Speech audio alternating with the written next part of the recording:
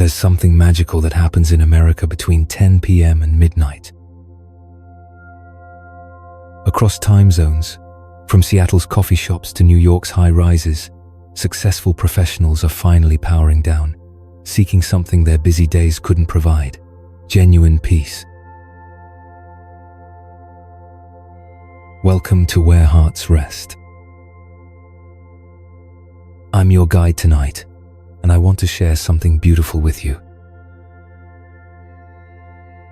Over the years, I've learned that no matter what we do for a living, where we live, or how successful we become, we all share the same deep longing, all asking the same quiet question: how do I find rest for my soul without giving up the work I love?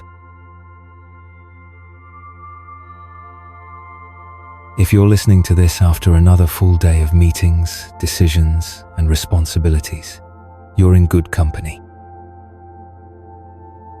Maybe you're in your favorite chair, finally allowing your shoulders to drop. Perhaps you're traveling, missing home but grateful for this moment of stillness. Wherever you are, you've made a choice that speaks to your wisdom, to invest these precious evening hours in something that nourishes your spirit. Tonight, we're going on a gentle journey together. 7 stories, 7 remarkable Americans, 7 timeless lessons that the Buddha taught centuries ago but feel surprisingly fresh when discovered in boardrooms, hospital corridors, and family farms across our great country. You'll meet Alex, a tech executive who found his deepest insight not in a meditation retreat, but in a late-night conversation with his building's janitor. There's Dr. Sarah, whose understanding of healing transformed completely during a 3 a.m. moment with a patient who taught her about letting go. And Tom, whose family's century-old farm taught him something about legacy that no business school could. These aren't fairy tales. They're real stories about real people who discovered something profound. Ancient wisdom and American dreams aren't opposites. They're dance partners. I need to tell you something important. These stories work best when you're exactly where you are right now, tired, seeking, and open. Your busy mind has spent all day analyzing and deciding. Tonight, let your heart remember what it already knows about peace. If you've ever felt successful on paper but empty inside, you're going to recognize yourself in these stories. If you've wondered whether there's more to life than the next promotion or the next deadline, these 7 Americans found an answer that might surprise you. As we begin, I invite you to join our community of thoughtful leaders who believe that true success includes inner peace. If something tonight resonates with you, share it with someone who might need to hear it. And if you'd like more conversations like this one, consider subscribing. We're building something special here. Now, take a deep breath with me. Let the day's pressures fade into background noise. Allow yourself to be simply present, simply human, simply ready to receive whatever wisdom wants to find you tonight. Our first story begins in the heart of Silicon Valley, where morning fog rolls over glass towers and someone is about to discover that the answer to his sleepless nights was closer than he ever imagined.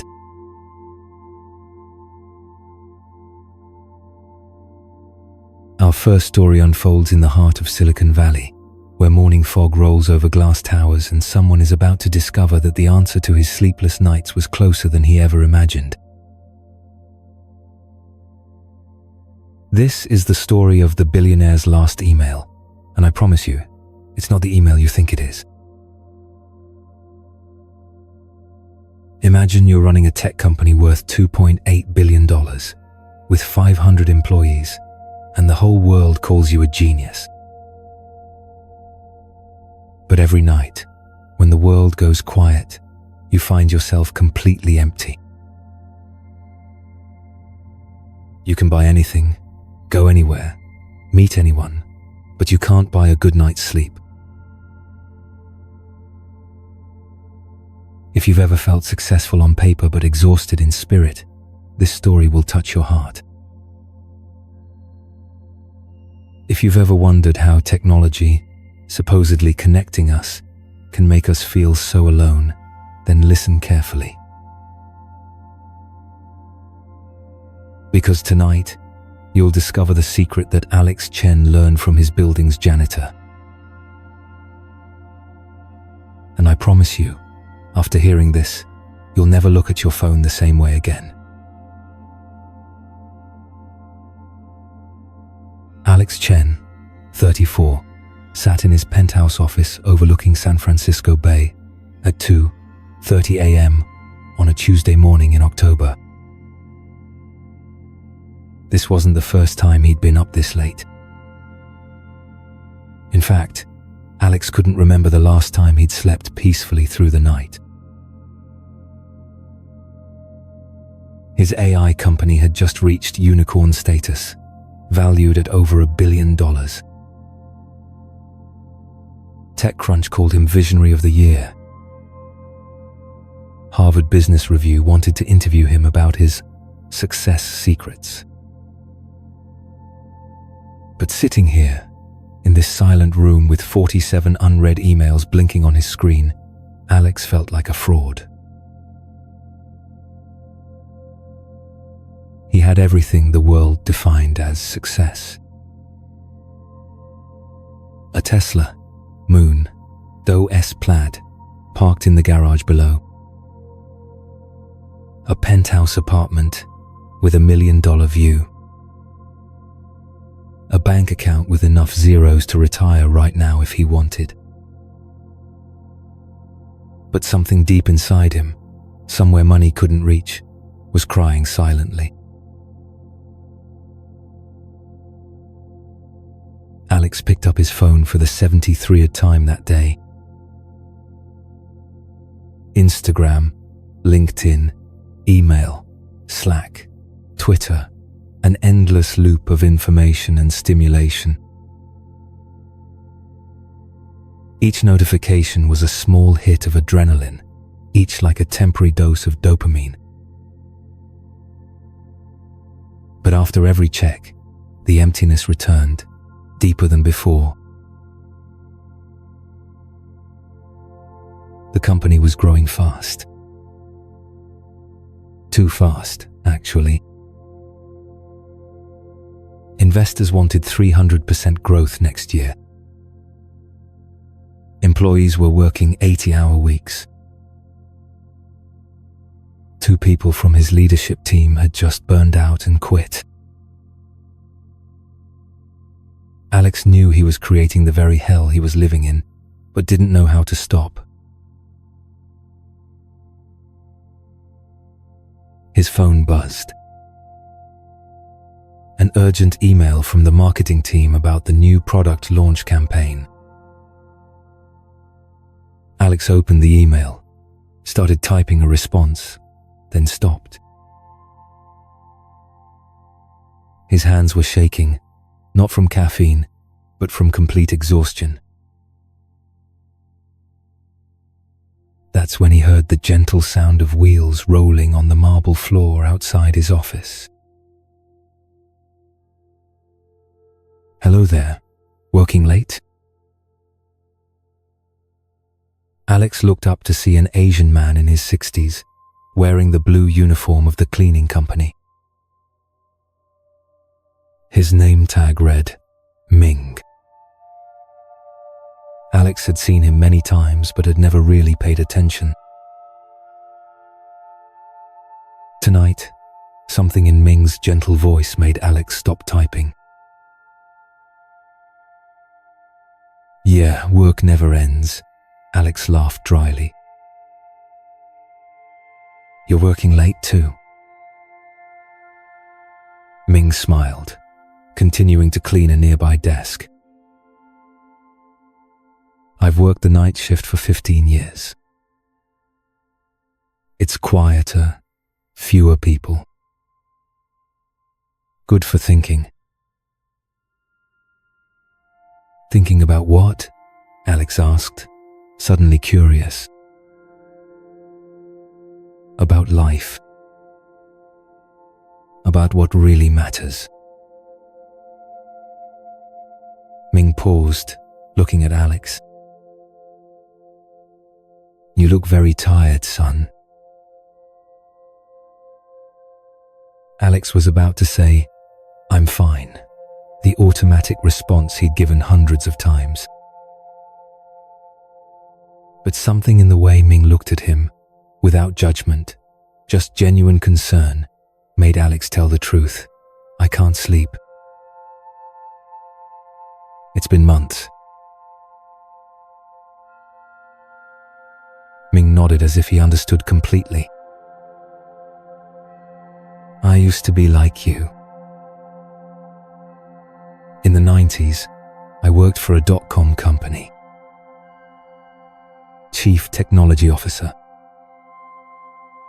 Worked 100 hours a week, thought I was going to change the world. Alex was surprised. You used to work in tech? In 1999, my company was worth $50 million. Ming smiled softly. Then the bubble burst. I lost everything. House, money, even my wife and children. I'm sorry, Alex said, feeling unexpectedly moved. Don't be sorry. It was the best gift I ever received. Ming pulled up a chair and sat down. May I tell you about it? Alex nodded, not understanding why he wanted to listen. After losing everything, I had some dark thoughts, Ming said gently. Sat on the Golden Gate Bridge, thinking about ending it all. But then I remembered something my mother told me when I was little in China. Son, when your mind is too noisy, listen to your heart. Ming looked out the window, where the city lights sparkled like stars that had fallen to earth. I started meditating. Not fancy meditation with apps or expensive courses.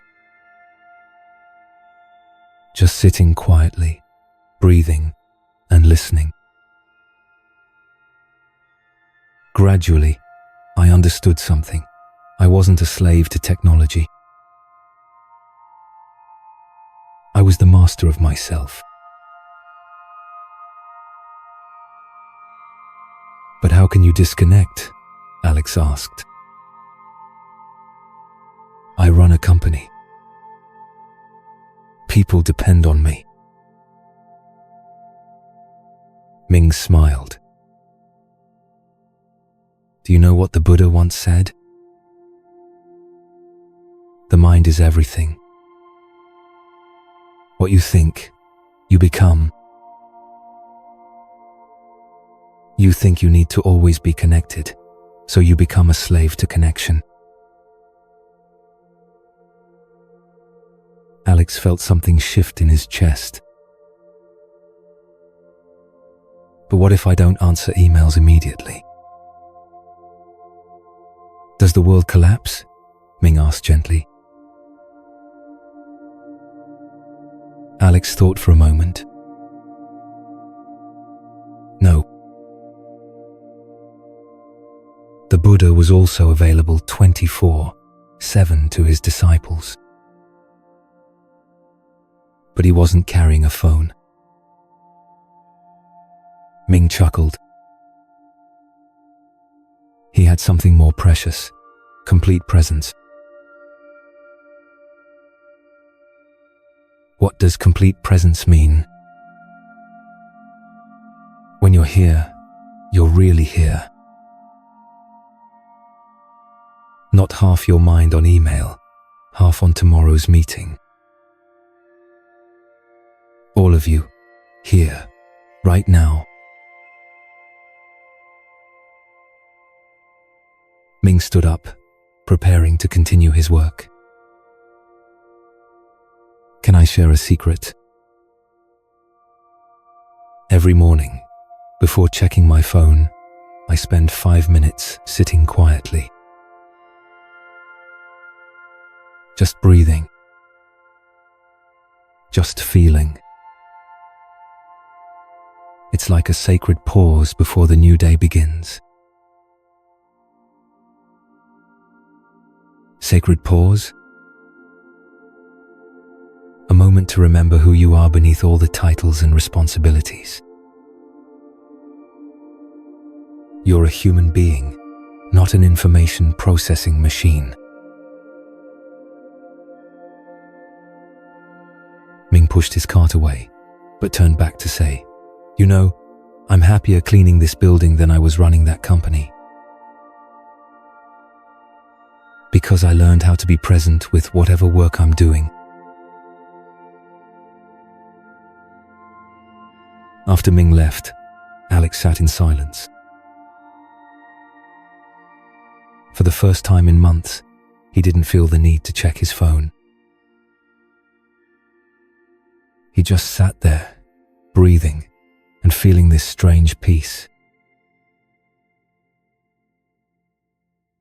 Then he did something that 3 years ago he would have thought was crazy. He turned off his phone and went home to sleep. Alex and Ming's story illustrates one of the Buddha's deepest teachings. Our minds create our reality. When we believe we must always be connected, always available, always on, we become slaves to that very belief. The Buddha taught about the concept of right mindfulness, sati in Pali, meaning complete awareness in the present moment. This doesn't mean abandoning responsibility or becoming passive. On the contrary, when we're truly present, we work more effectively, make wiser decisions, and most importantly, we find ourselves again. Ming discovered what many modern leaders forget. Technology serves us best when we remain its master, not its slave. The sacred pause he spoke of isn't a luxury. It's essential for clarity in this hyper-connected world.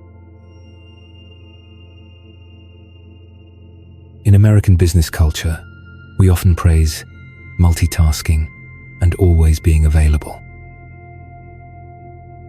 But modern scientific research confirms what the Buddha taught 2,500 years ago.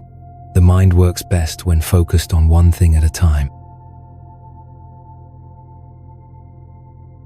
Alex learned that true success isn't about doing more things. It's about doing the right things with complete presence.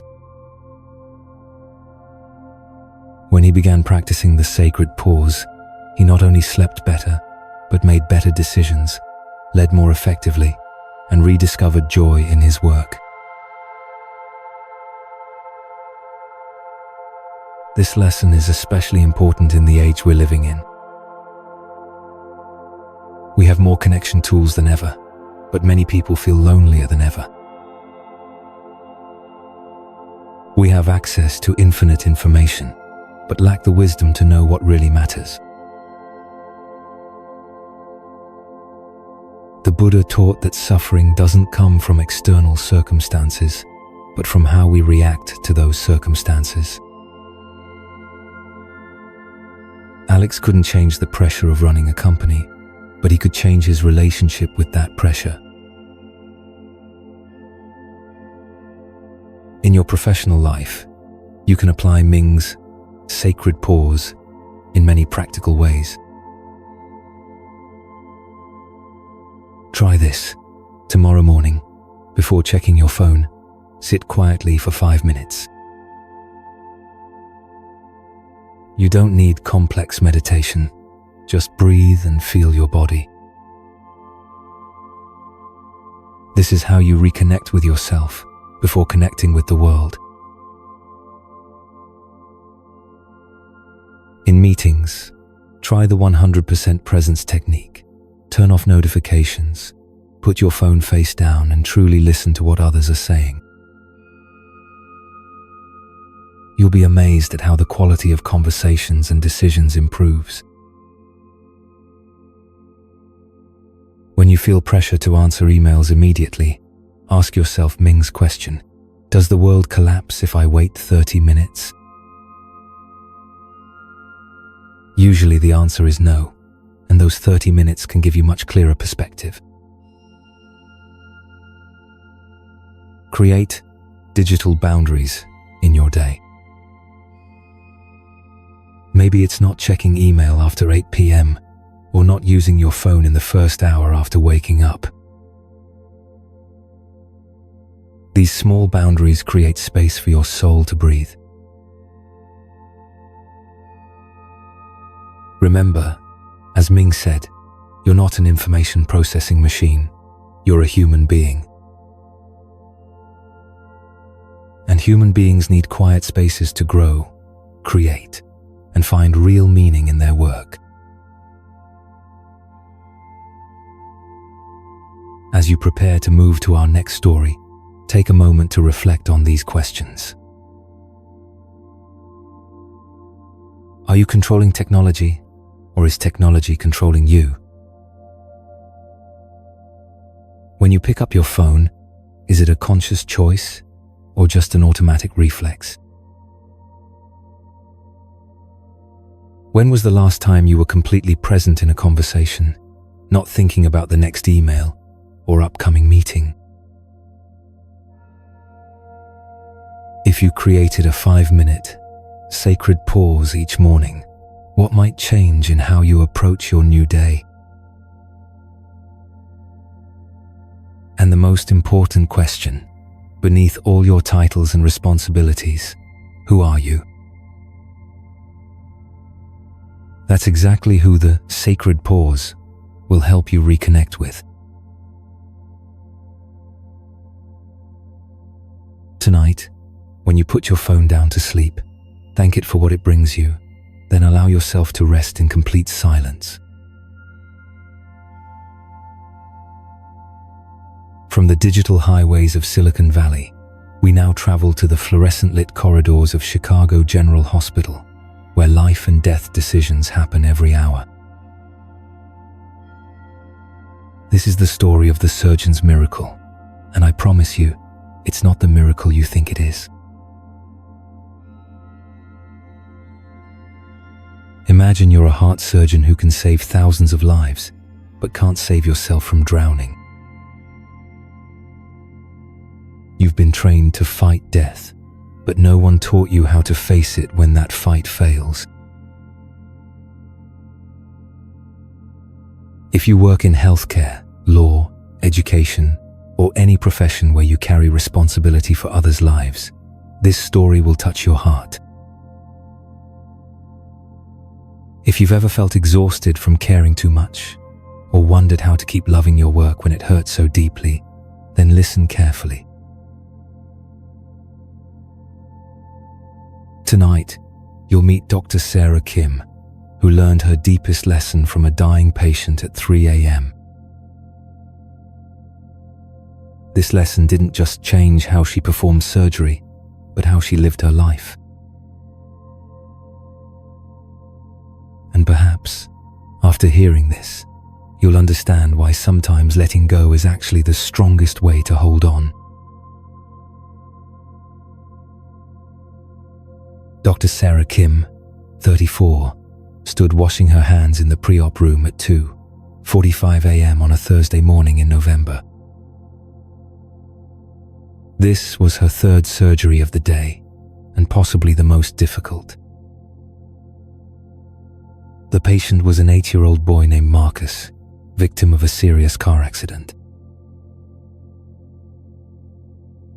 Sarah was chief of cardiac surgery at 34, an achievement few could claim. She was called a surgical prodigy by colleagues, invited to speak at international conferences, and had a waiting list of patients stretching for months. But standing here, watching her hands shake under the running water, Sarah felt like a fraud. 3 weeks ago, she had lost a patient. Mrs. Patterson, 52, mother of 3 children. The surgery had gone perfectly by textbook standards. Every move was precise. But sometimes, the human body decides not to cooperate. Mrs. Patterson never woke up. Since then, Sarah couldn't sleep peacefully through a single night. She reviewed the surgery video dozens of times, searching for errors she knew didn't exist.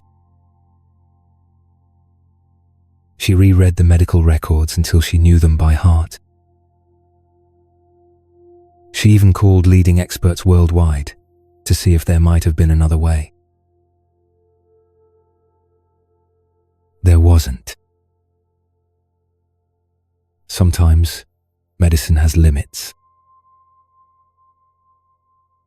But Sarah couldn't accept that. As the eldest daughter of a Korean immigrant family, Sarah was raised with the belief that effort and perfection could overcome any challenge. Her father worked 16 hours a day to send her to medical school. Her mother sold kimbap at the market to pay tuition. Failure wasn't an option in her family's vocabulary. But in the operating room, Sarah had learned a harsh truth. There are things beyond control, no matter how skilled you are. She entered the operating room where little Marcus lay on the surgical table. The nurses prepared instruments with the precision of a dance. Machines beat to the rhythm of the boy's weak heartbeat. His parents sat in the waiting room, trusting that the prodigy doctor would save their child. "Ready, Dr. Kim?" the head nurse asked. Sarah nodded, but inside, she felt like she was drowning in an ocean of her own fear.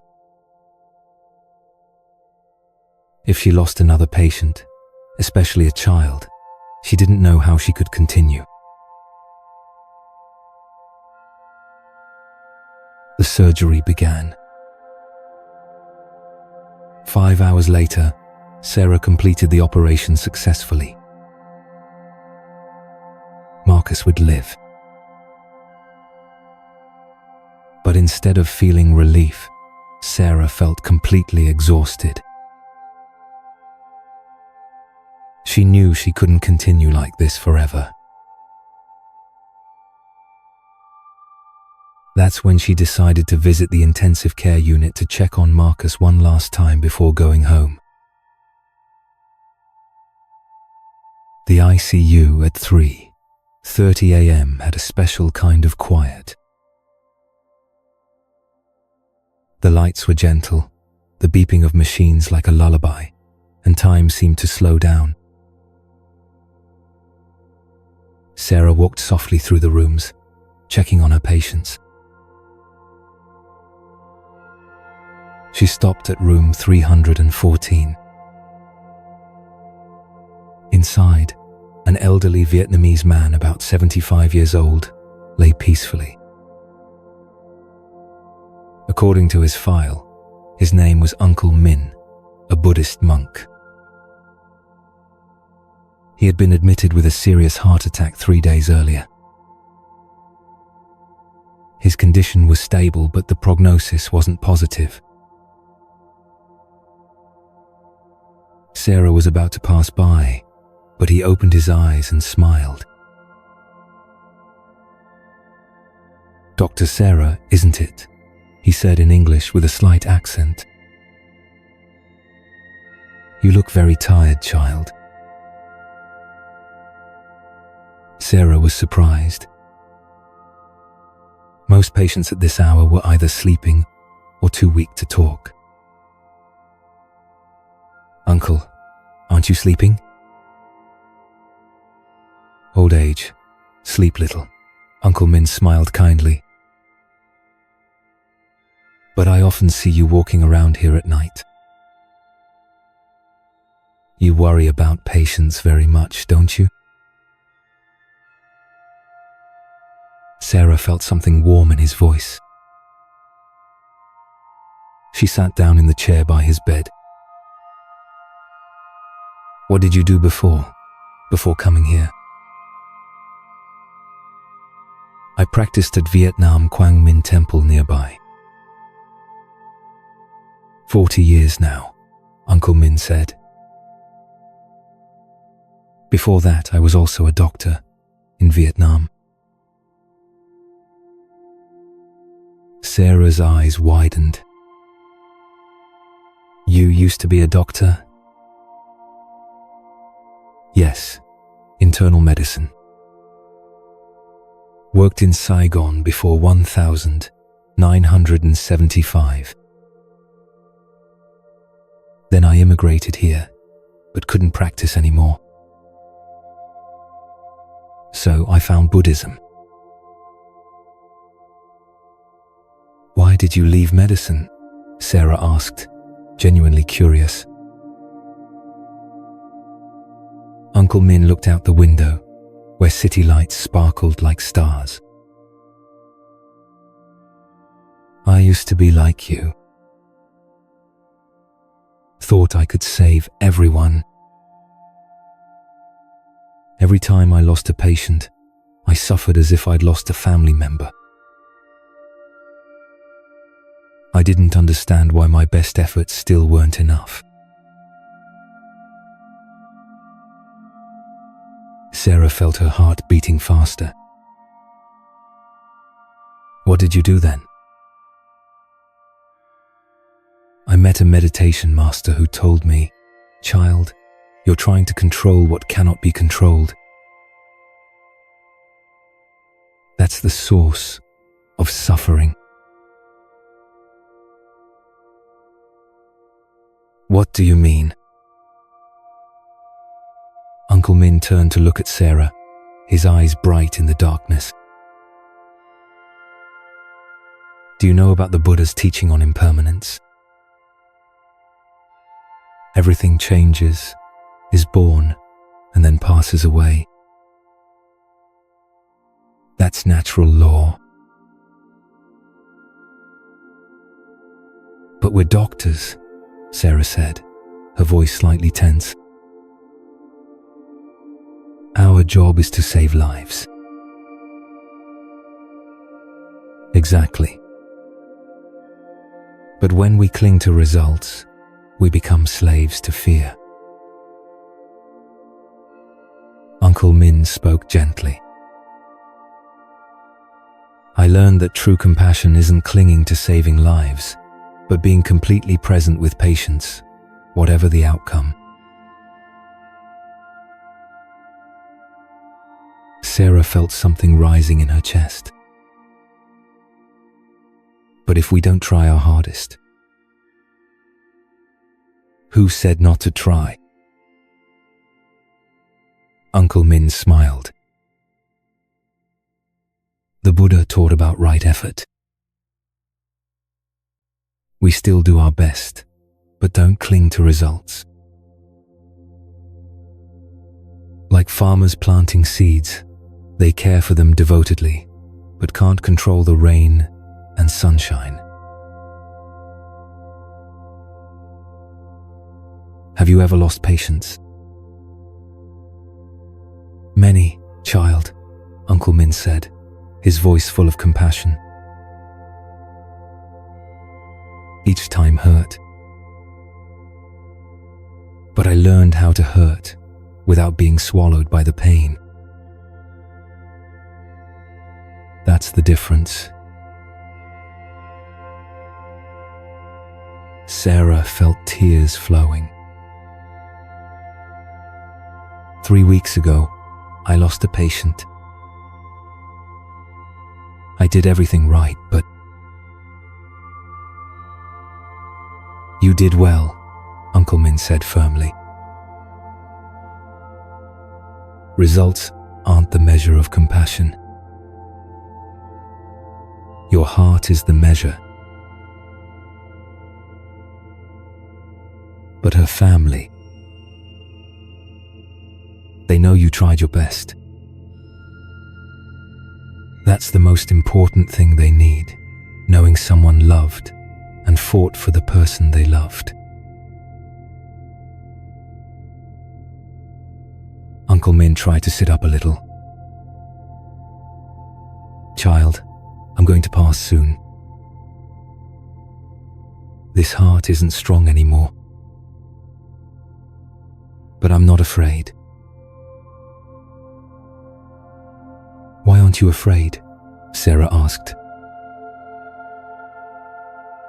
Because I understand that death is just another door. And you've opened that door gently for many people. Uncle Min took Sarah's hand. Sometimes, letting go with compassion is the greatest miracle a doctor can bring. Miracle? Helping people go peacefully. Not all miracles are about saving lives, child. Sometimes the miracle is helping someone not be afraid. Sarah sat there in silence, feeling these words seep into her soul. You'll save many more people, Uncle Min said. But when you can't save them, remember that your love made their final journey less lonely.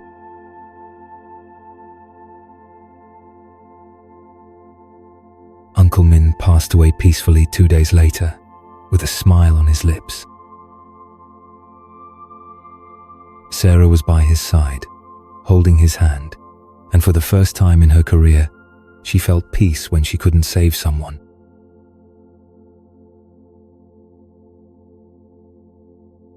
Sarah and Uncle Min's story illustrates one of the Buddha's deepest teachings about letting go and true compassion. When we work in life-critical professions, whether medicine, education, or leadership, we easily fall into the trap of thinking we must control every outcome. The Buddha taught about impermanence, anicca in Pali, meaning everything changes and nothing exists forever. This doesn't mean we should be passive or not try. Rather, it teaches us how to make effort without being bound by results. Uncle Min understood what many healthcare professionals forget. True success isn't only measured by the number of lives saved, but by the quality of compassion we bring. Sometimes, helping someone pass peacefully is as important as saving their life. The concept of right effort that Uncle Min mentioned is part of the Buddha's Noble Eightfold Path. It means making effort in the right way, not so little as to be indifferent, not so much as to be exhausted. Like farmers planting seeds, we do our part wholeheartedly, but trust in the natural process of life. Sarah learned the difference between caring and worrying. Caring is compassion. We love and try our best. Worrying is clinging. We can't accept the natural limits of circumstances. This is especially important in American culture, where we're often taught that individual effort can overcome any challenge.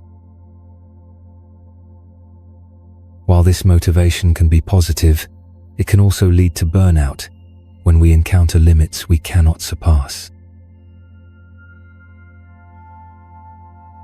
Uncle Min's lesson wasn't about abandoning responsibility, but finding freedom within responsibility. When we understand that results aren't entirely in our hands, we can focus completely on the process, and that's when we're truly most effective.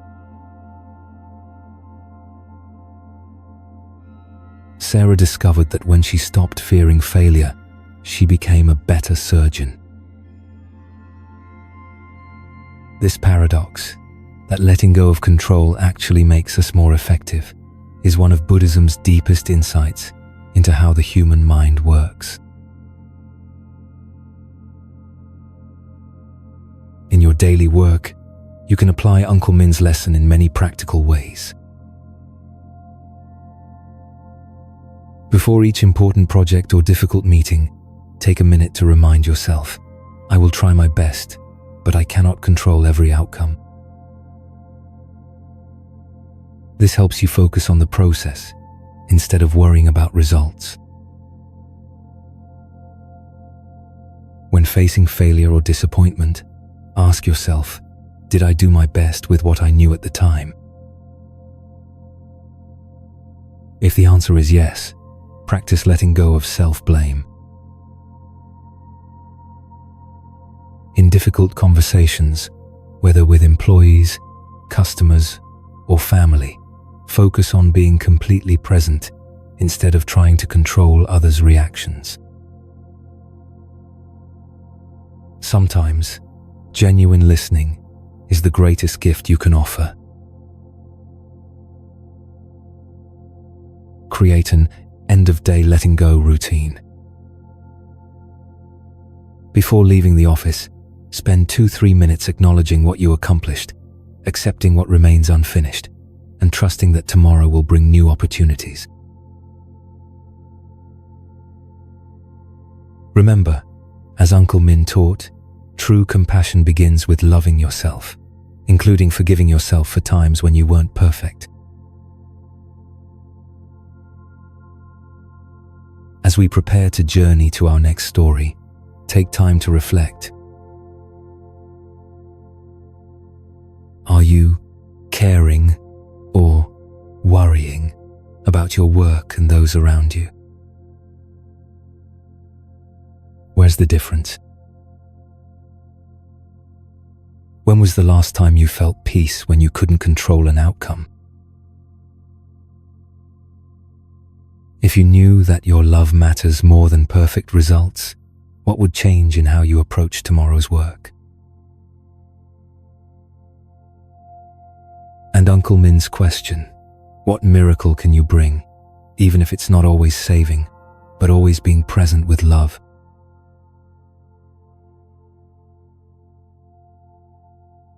From the sterile corridors of Chicago's medical center, our path now leads us to the heartland of America, where golden wheat fields stretch beyond the horizon and family legacies run deeper than the roots of ancient oak trees. This is the story of the farmers' revolution, and I promise you, it's not the revolution you expect. Imagine your family has worked the same land for 150 years. 4 generations of calloused hands, early mornings, and unwavering faith in the seasons. Imagine having to choose between saving that legacy and saving yourself. What would you choose? And more importantly, what if the choice itself was the wrong question? If you're a business owner facing difficult transitions, if you've inherited something precious that feels like a burden, or if you've ever wondered what legacy really means in a world that changes faster than we can adapt, this story will speak to your soul. Tonight, you'll meet Tom Morrison, a fourth-generation Iowa farmer who thought he knew what inheritance meant until one conversation over a fence line changed everything. You'll discover why sometimes the greatest act of love is opening your hands, and how the most radical revolution can happen in your own backyard. And perhaps, after hearing Tom's story, you'll understand why the harvest that never spoils isn't the one you can touch.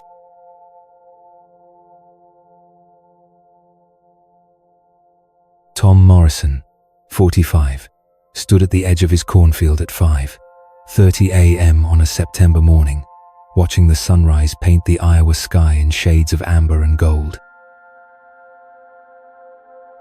The corn was ready for harvest, thousands of stalks heavy with grain, representing months of careful tending and generations of agricultural wisdom.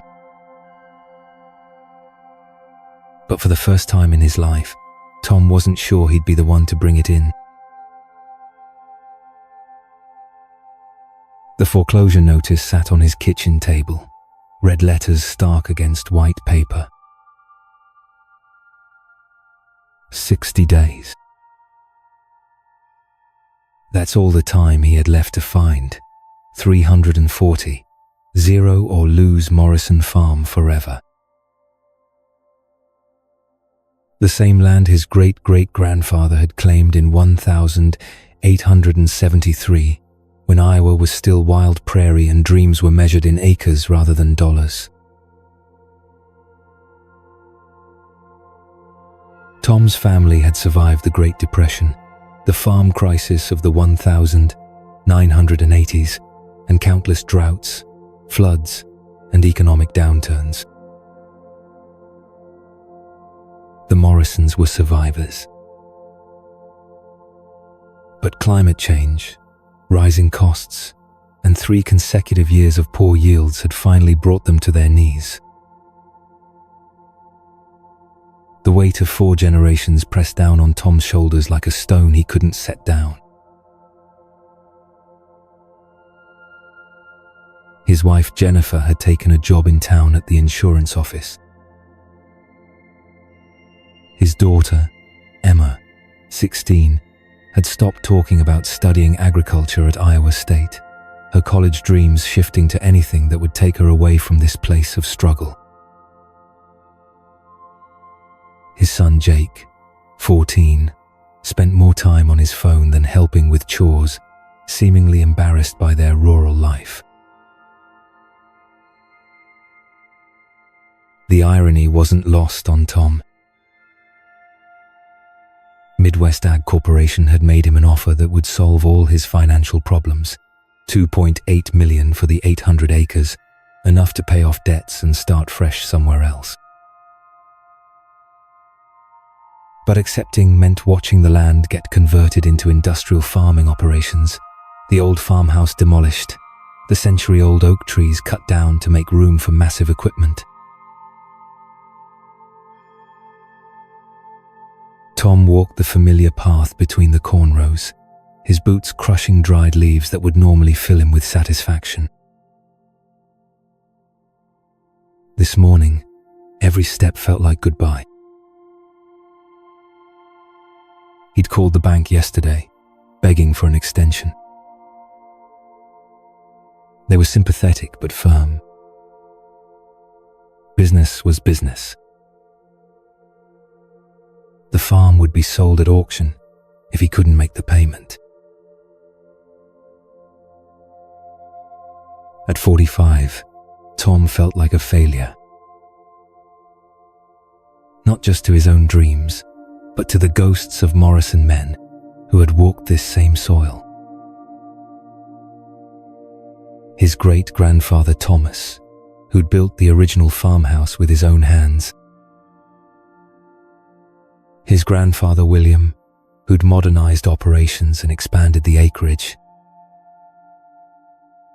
His father Robert, who'd taught Tom that land wasn't something you owned, but something you stewarded for future generations. Now Tom would be the Morrison who lost it all. He reached the property line marked by an old split-rail fence, where his land met that of his neighbor, Mrs. Chen. The 78-year-old widow had lived there for 15 years, tending a small market garden that supplied vegetables to restaurants in nearby Cedar Rapids. Tom had always been polite but distant. Their farming philosophies seemed worlds apart. She grew organic vegetables on 5 acres, while he managed 800 acres of corn and soybeans, with modern equipment and conventional methods. This morning, Mrs. Chen was already working in her garden, her slight figure moving carefully between rows of late-season tomatoes and winter squash. She looked up as Tom approached the fence, her weathered face creasing into a gentle smile. "Good morning, Tom," she called in her soft accent. "You're up early today." "Morning, Mrs. Chen." "Couldn't sleep?" Tom leaned against the fence post, surprised by his own honesty. She set down her basket and walked closer. "The harvest looks beautiful this year. Your corn is the finest I've seen." Tom's laugh was bitter. "Won't matter much. I'm losing the farm." Mrs. Chen's expression shifted to one of genuine concern. "I'm so sorry. May I ask what happened?" Something about her simple question and kind eyes opened a floodgate Tom hadn't expected. He found himself telling this quiet woman the whole story, the mounting debts, the failed harvests, the foreclosure notice, his family's growing distance from the land they'd once loved. He talked about feeling like he was betraying his ancestors and failing his children. When he finished, Mrs. Chen was quiet for a long moment, studying his face with the intensity of someone who understood deep loss. "Tom," she said finally, "may I share something with you?" "When I was young in China, my family lost everything in the Cultural Revolution.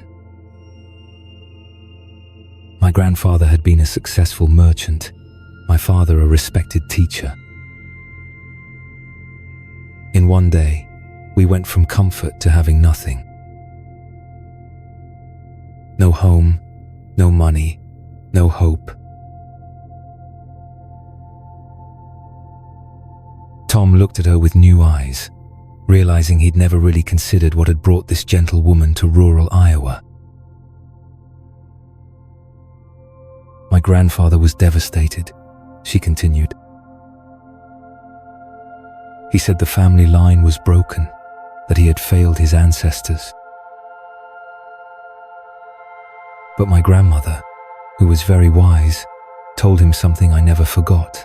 The seeds you plant in your children's hearts matter more than the land you leave in their hands."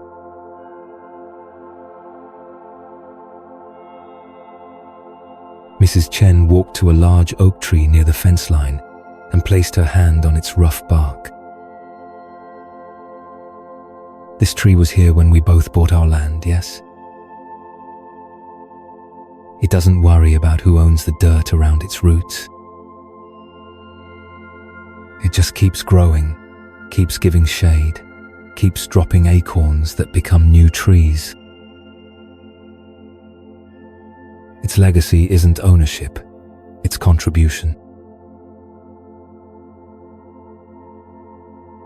But my family has worked this land for 150 years, Tom protested.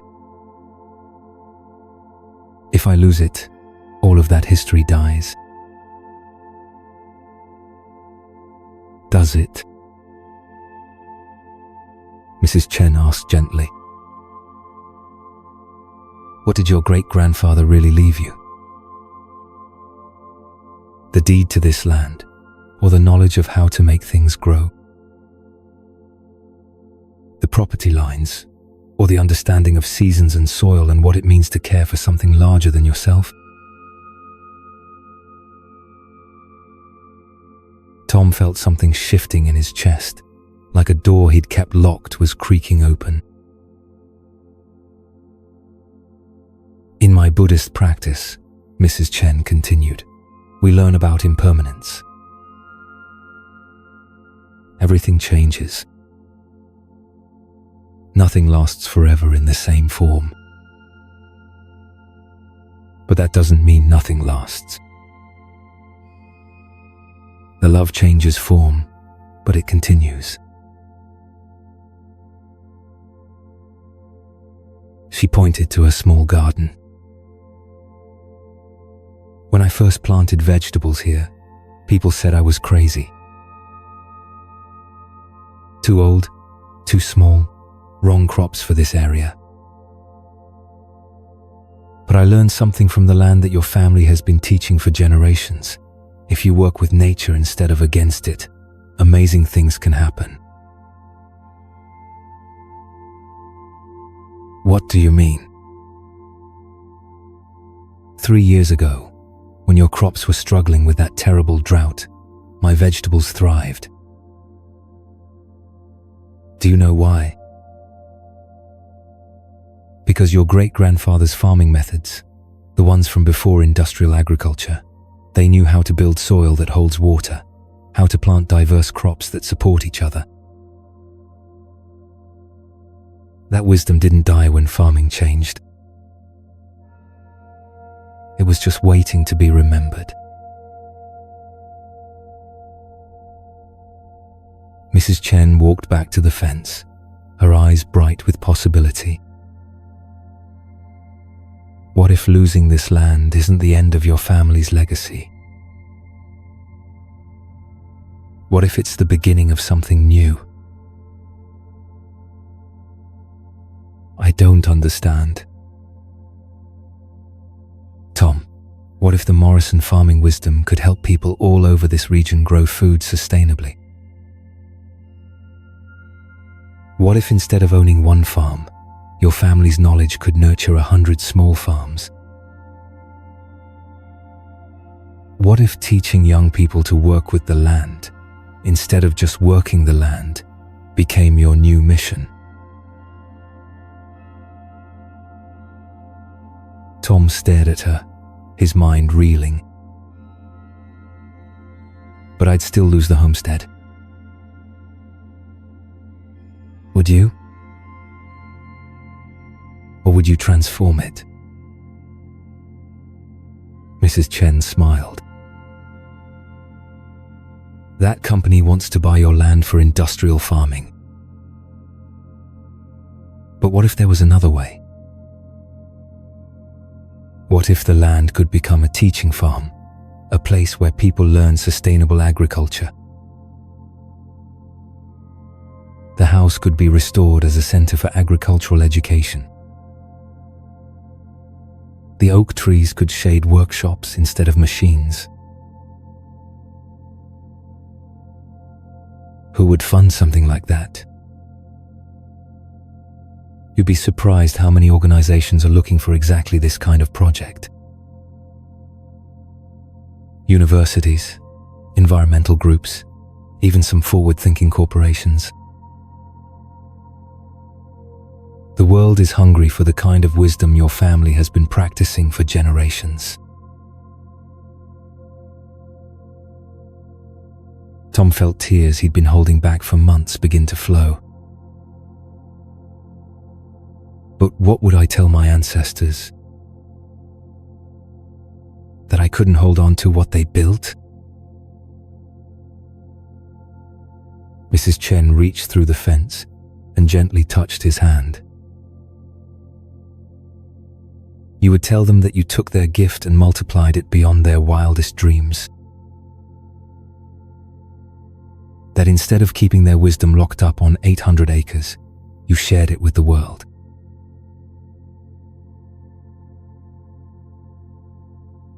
That evening, Tom sat at the kitchen table with Jennifer and the kids, the foreclosure notice still there, but somehow less threatening. He told them about his conversation with Mrs. Chen, about possibilities they'd never considered.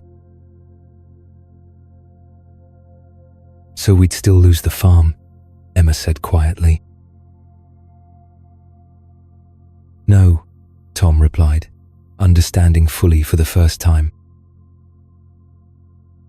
We'd transform it into something that could help many families farm.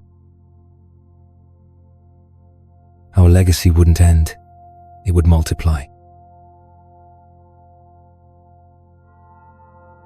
6 months later, the Morrison Agricultural Education Center held its first workshop. The old farmhouse had been restored with grants from the State University and several environmental foundations. The oak trees shaded groups of young farmers, learning about soil health and sustainable practices. Tom found himself busier than ever, but for the first time in years, the work felt like joy instead of burden. Mrs. Chen often joined him for evening walks through what had once been cornfields and were now demonstration plots for dozens of different crops. Tom had learned more about farming in 6 months than in his previous 20 years, seeing his land through new eyes that valued diversity over monoculture, sustainability over maximum yield. Do you ever regret it? She asked one evening, as they watched the sunset paint the sky the same amber and gold he'd always loved. Tom smiled, feeling lighter than he had in years.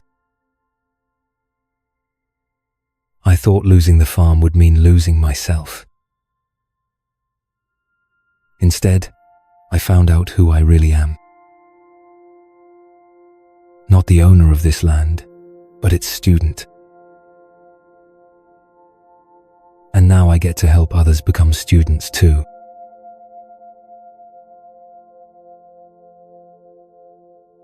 Tom and Mrs. Chen's story illustrates one of the Buddha's most profound teachings about attachment and true legacy.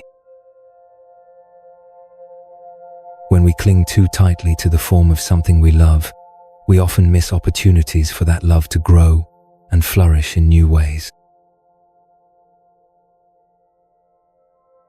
The Buddha taught about non-attachment, not caring less, but holding lightly.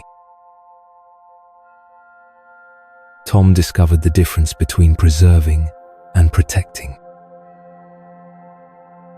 Preserving tries to keep everything exactly the same, fighting against the natural flow of change. Protecting nurtures the essential spirit of something while allowing it to adapt and grow. Mrs. Chen understood what many business owners and inheritors of family enterprises struggle with. True legacy isn't about maintaining control, but about multiplication of impact. When we're overly attached to preserving the exact form of what previous generations built, we may actually be limiting their real gift, their wisdom, values, and innovative spirit. The concept of impermanence that Mrs. Chen shared isn't meant to make us despair, but to free us. When we accept that all forms change, we can focus on what truly endures, the love, wisdom, and positive impact that can be shared infinitely without being diminished. In American culture, we often confuse success with ownership and legacy with preservation. But Tom learned that sometimes the most loving thing you can do for a family business or inherited responsibility is to transform it radically, ensuring its essence serves a much larger purpose. This is especially relevant for family business owners facing succession challenges, economic pressures, or generational conflicts. The question isn't always, how do we keep this exactly as it is? But rather, how do we honor what this represents while serving the needs of today and tomorrow? Tom's revolution wasn't political or dramatic. It was internal.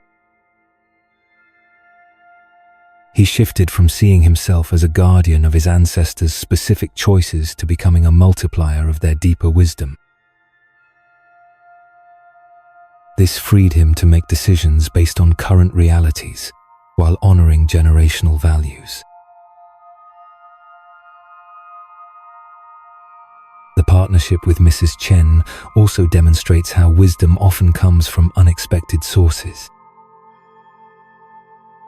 Tom's breakthrough came not from agricultural experts or business consultants, but from a neighbor whose different background offered a fresh perspective on problems that seemed insurmountable. In your professional life, you can apply Tom's insights when facing difficult transitions or legacy questions. If you're inheriting or running a family business, ask yourself, what is the essential wisdom here that could serve a larger purpose? Sometimes scaling back geographically allows you to scale up in impact. When facing financial pressures or market changes, consider transformation rather than just preservation. Tom discovered that letting go of the traditional form of his farm allowed its deeper purpose to flourish. Look for unexpected mentors like Mrs. Chen, people whose different backgrounds might offer insights you can't see from inside your situation. Fresh perspectives often reveal possibilities that familiarity obscures. Create space for intergenerational conversations about values versus methods. What did previous generations really care about beneath the specific ways they express those values? Those core principles might be served better by new approaches. Remember that multiplication often requires release. Tom's willingness to let go of ownership allowed his family's agricultural wisdom to reach hundreds of people instead of just his own children. As we prepare to journey to our next story, reflect on these questions. What are you trying to preserve that might actually flourish better if transformed? What's the difference between honoring your inheritance and being imprisoned by it? If you knew that releasing control could multiply your impact, what would you let go of? And what legacy are you creating? One of ownership or one of wisdom shared? Like the oak tree Mrs. Chen showed Tom, your deepest roots support growth that reaches far beyond the original soil. Sometimes the greatest revolution happens not in changing the world, but in changing how we hold what we love.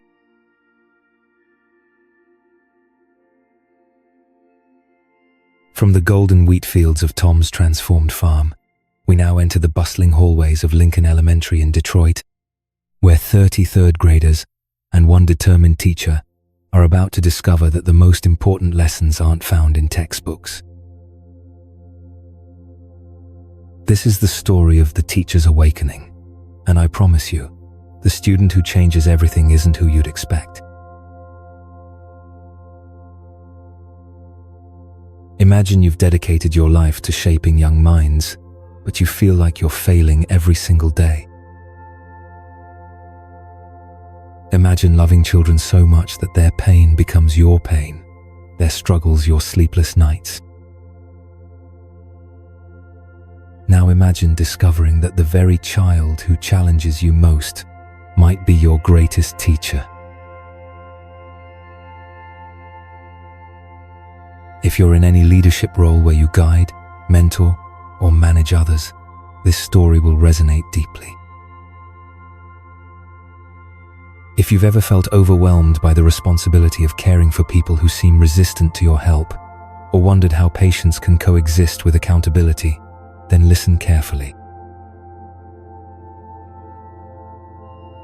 Tonight, you'll meet Maria Santos, a third-grade teacher who thought her job was to have all the answers, until 8-year-old Jaden asked her a question that revolutionized not just her classroom, but her entire understanding of what it means to guide others toward wisdom. And perhaps, after hearing Maria's story, you'll discover that sometimes the people who challenge us most are actually showing us exactly where we need to grow.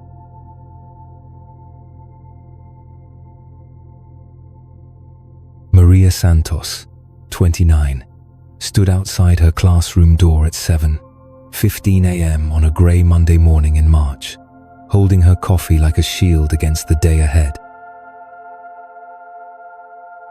Through the small window, she could see her third graders already arriving, backpacks dragging, some chattering excitedly, others looking as tired as she felt.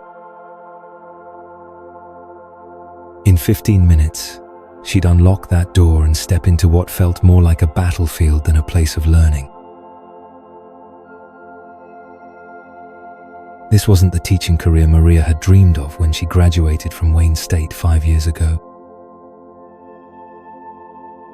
As a first-generation college graduate whose parents had worked double shifts at a Detroit auto plant to pay her tuition, Maria had entered education with a burning mission: to be the teacher she'd wished for as a struggling student herself. She was going to change lives, close achievement gaps, and prove that every child could succeed with the right support. Instead, she spent most days feeling like she was drowning in an ocean of behavioral problems, administrative demands, and standardized test pressure. Her classroom of 30 students included 12 different native languages, 6 kids with documented learning disabilities, 4 in foster care, and at least 8 dealing with trauma that no 8-year-old should have to carry. But it was Jaden who kept Maria awake at night. Jaden Thompson was 8 years old and angry at the world. His mother worked 3 jobs to keep their apartment, which meant he spent most evenings with his teenage sister who had her own problems. He came to school hungry more often than not, his uniform wrinkled, his homework rarely completed. But it wasn't the neglect that made Jaden challenging. It was his intelligence combined with his pain. Jaden was brilliant. Maria had recognized it immediately. He could solve math problems that stumped his classmates, ask questions that revealed deep thinking, and create stories that showed remarkable imagination. But he was also explosive. When frustrated, he'd throw books, storm out of the room, or sit under his desk refusing to participate. Other teachers had labeled him a problem child, but Maria saw something different, a gifted boy whose needs weren't being met. She'd tried everything she learned in her education courses. Positive reinforcement, consistent consequences, behavior charts, individual attention. Some days showed promise, but most ended with both Maria and Jaden exhausted from their battle of wills. The other children were beginning to follow his lead, and classroom management was becoming impossible. Last Friday, Jaden had torn up a math worksheet and announced to the class that school is stupid and none of this matters. When Maria tried to redirect him, he'd looked her straight in the eye and said, "You can't make me learn anything I don't want to learn." Technically, he was right, and they both knew it. That weekend, Maria had seriously considered quitting.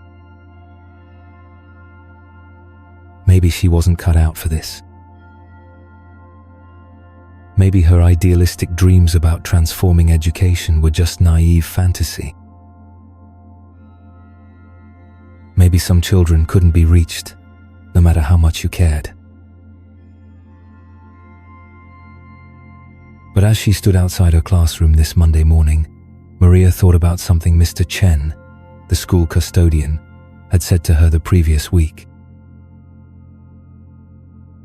She'd been staying late again, planning lessons and grading papers, when the elderly man had knocked gently on her doorframe.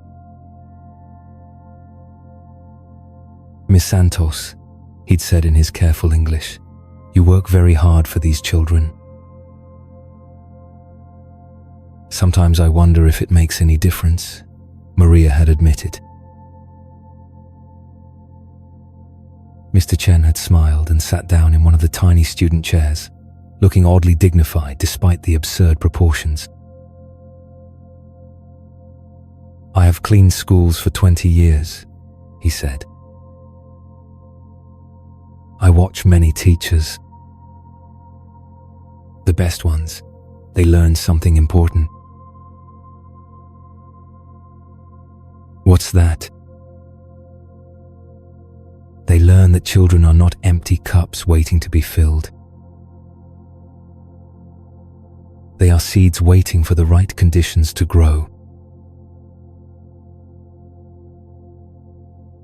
Maria unlocked her classroom door and watched her students file in.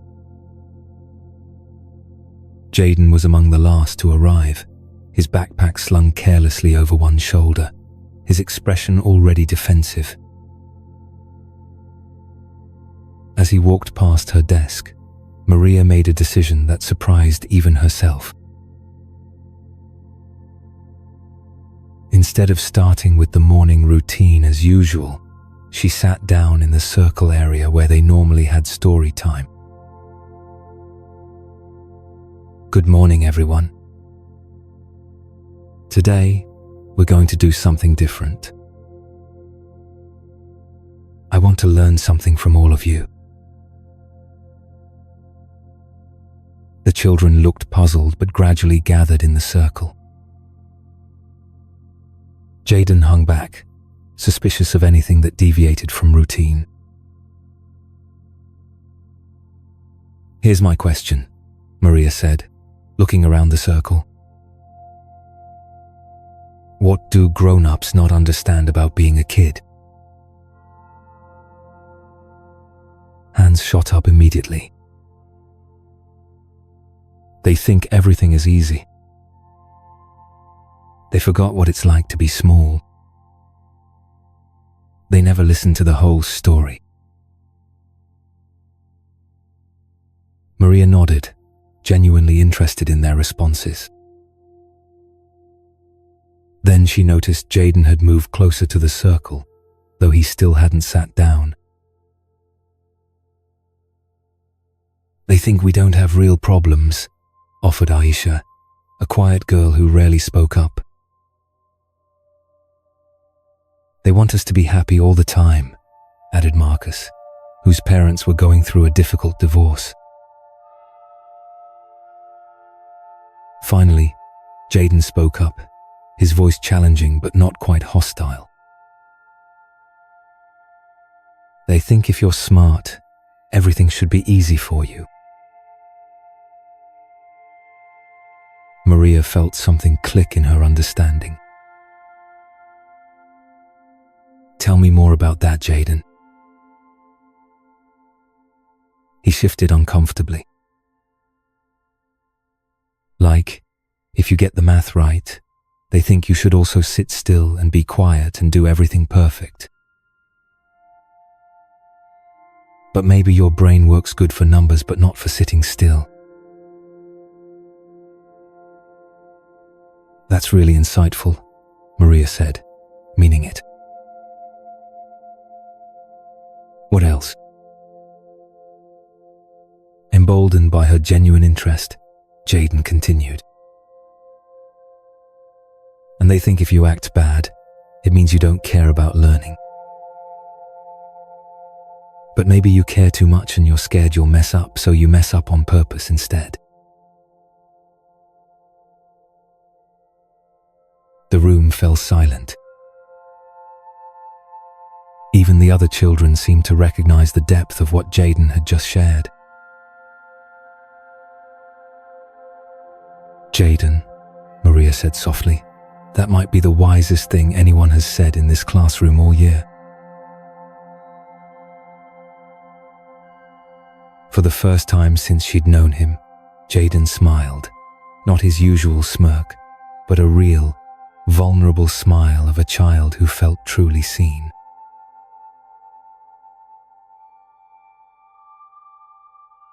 That moment changed everything.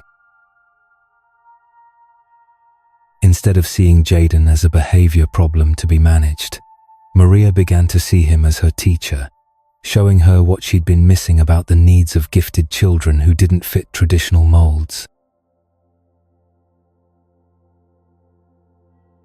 Over the following weeks, Maria transformed her classroom practices. She created movement breaks for kinesthetic learners like Jaden. She offered choice in how students could demonstrate their learning, some through traditional tests, others through projects, presentations, or creative work. She established a frustration protocol where any student could take a calm-down break without explanation or consequence. Most importantly, she started each week with wisdom circles, where students could share insights about learning, friendship, or life. These conversations revealed depths of understanding that amazed her and informed her teaching in ways no education textbook ever had. Jaden blossomed under this approach. His behavioral outbursts nearly disappeared as he found appropriate outlets for his energy and intelligence. He became a peer tutor for struggling classmates, his natural empathy finally finding positive expression. His academic work improved dramatically when he was allowed to demonstrate his understanding in creative ways, rather than only through worksheets. But the most profound change was in Maria herself. She realized that her exhaustion hadn't come from working too hard, but from working against her students' natural inclinations instead of with them. When she stopped trying to force children into predetermined molds and started helping them discover their own ways of learning, teaching became joyful again. 3 months later, Maria's classroom had become a model that other teachers came to observe. Test scores improved, behavioral referrals dropped to nearly zero, and most tellingly, her students began asking to stay after school to work on projects. During one of their weekly wisdom circles, 8-year-old Jaden asked the question that would stay with Maria for the rest of her career. "Miss Santos, why do grown-ups forget how to be happy?" The question stopped her cold. When had she last felt genuinely happy at work? When had she stopped approaching each day with curiosity instead of dread? "You know what, Jaden?" she said. "I think sometimes grown-ups get so worried about doing everything right that we forget to enjoy doing it at all. But you've been teaching me how to remember."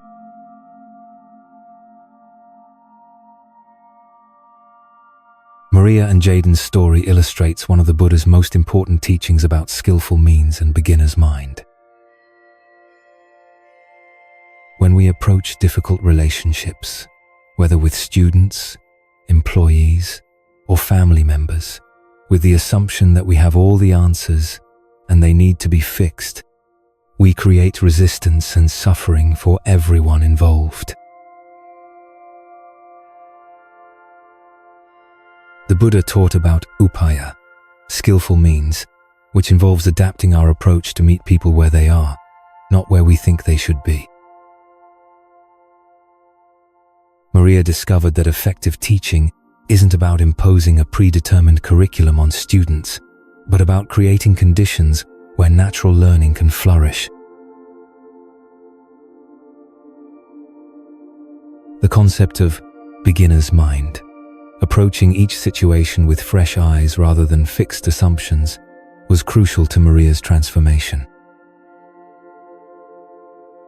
When she stopped seeing Jaden as a problem to be solved and started seeing him as a unique individual with valuable insights, both of their experiences changed completely. This reflects the Buddha's teaching that all beings have Buddha nature, innate wisdom, and potential for awakening. Children, in their natural state of curiosity and authenticity, often demonstrate this wisdom more clearly than adults who have learned to hide their true selves behind social expectations. Maria's wisdom circles were actually a form of Dharma discussion, where truth emerges through shared inquiry rather than one-way instruction. The Buddha often taught through questions rather than lectures, understanding that discovery creates deeper learning than information transfer. The story also illustrates the principle of interdependence. Maria and Jaden were teaching each other simultaneously. Maria's willingness to learn from her student created space for Jaden to learn from her. This mutual respect transformed their relationship from adversarial to collaborative. In American education culture, we often emphasize control and standardization over relationship and individualization. But Maria learned what contemplative educators have long known: when students feel truly seen and valued for who they are, not just what they can produce, authentic learning naturally emerges. The transformation wasn't just pedagogical but spiritual. Maria reconnected with her original intention to serve others, while Jaden discovered that his intelligence and sensitivity were gifts, not burdens. In your leadership roles, you can apply Maria's insights to transform challenging relationships into opportunities for mutual growth. Start with curiosity instead of judgment. When someone behaves in ways you find difficult, ask yourself what unmet need might be driving that behavior. Jaden's disruptions were actually communications about his learning style and emotional needs. Create safe spaces for authentic expression. Maria's wisdom circles gave students permission to share their real thoughts and experiences. In workplace settings, this might look like regular check-ins, that go beyond task updates to explore how people are actually feeling and what they need to thrive. Recognize that resistance often indicates intelligence, not defiance. The people who challenge your methods most might be showing you important limitations in your approach. Instead of trying to eliminate resistance, get curious about what it's trying to tell you. Adapt your communication style to match different personalities and needs. Not everyone learns or receives feedback in the same way. What feels like support to one person might feel like pressure to another. Remember that everyone has wisdom to offer, regardless of their position or experience level. Maria's willingness to learn from an 8-year-old transformed both their lives. Who in your professional circle might have insights you haven't been open to receiving? As we prepare to continue our journey, take a moment to reflect on Maria's awakening. Who in your life challenges you most consistently? What if their resistance is actually showing you something important about your approach or assumptions? When did you last ask the people you lead what they need from you, rather than telling them what you need from them? What wisdom might emerge from that conversation? If you approached your most difficult relationship with genuine curiosity instead of a predetermined agenda, what might change? And like Jaden asked Maria, in your dedication to doing everything right, have you forgotten how to find joy in the process? Remember that the people who push our buttons most often are actually pushing us toward growth. Sometimes our greatest teachers come in the smallest packages, asking the biggest questions.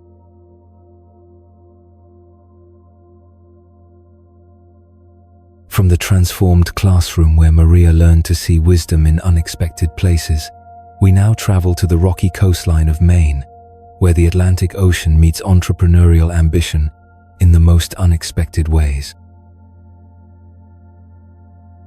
This is the story of the entrepreneur's sea change, and I promise you, it's not the change you think it is.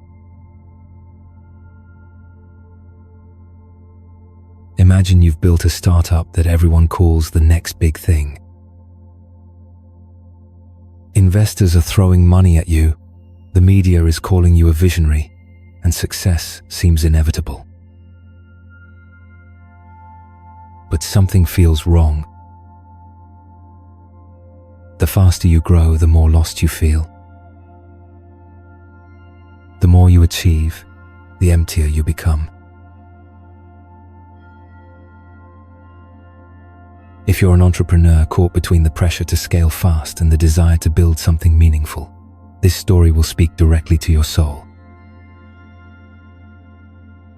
If you've ever wondered whether sustainable growth is just a luxury you can't afford, or felt torn between following investor expectations and your own intuition, then listen carefully.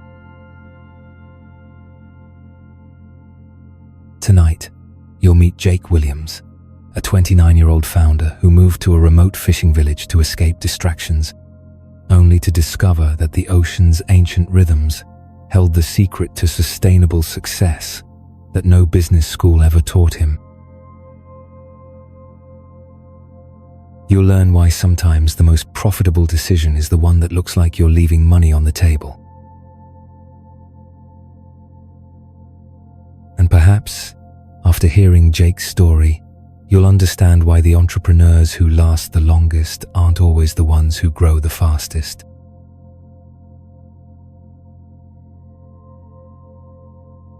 Jake Williams sat in his converted lighthouse office at 11:47 p.m. on a stormy October night, staring at 3 screens displaying metrics that should have made him ecstatic.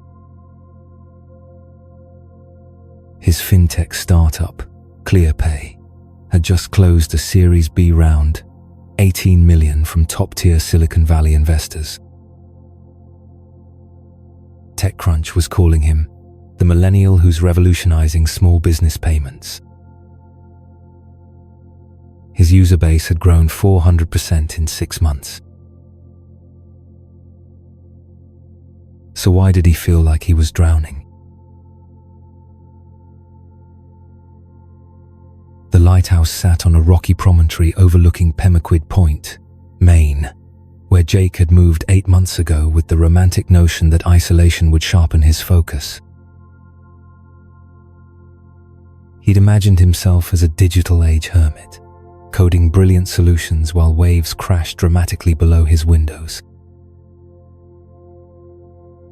The reality was more complicated. Jake had started ClearPay 3 years ago after watching his immigrant parents struggle with complex payment systems in their small grocery store. His app simplified everything: inventory tracking, payment processing, tax management, all in one elegant interface that even his technophobic father could use.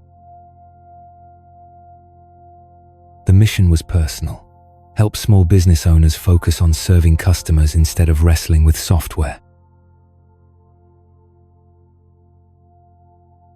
But somewhere between the Angel round and the Series A, Jake had lost sight of that mission. Investors wanted hockey stick growth, which meant enterprise clients, which meant enterprise features, which meant the simple app was becoming as complex as the systems it was supposed to replace. His team had grown from 4 passionate developers to 37 employees spread across 3 time zones, most of whom he barely knew. The pressure was relentless. Weekly investor calls demanding higher growth rates. Board meetings where every decision was filtered through scalability metrics.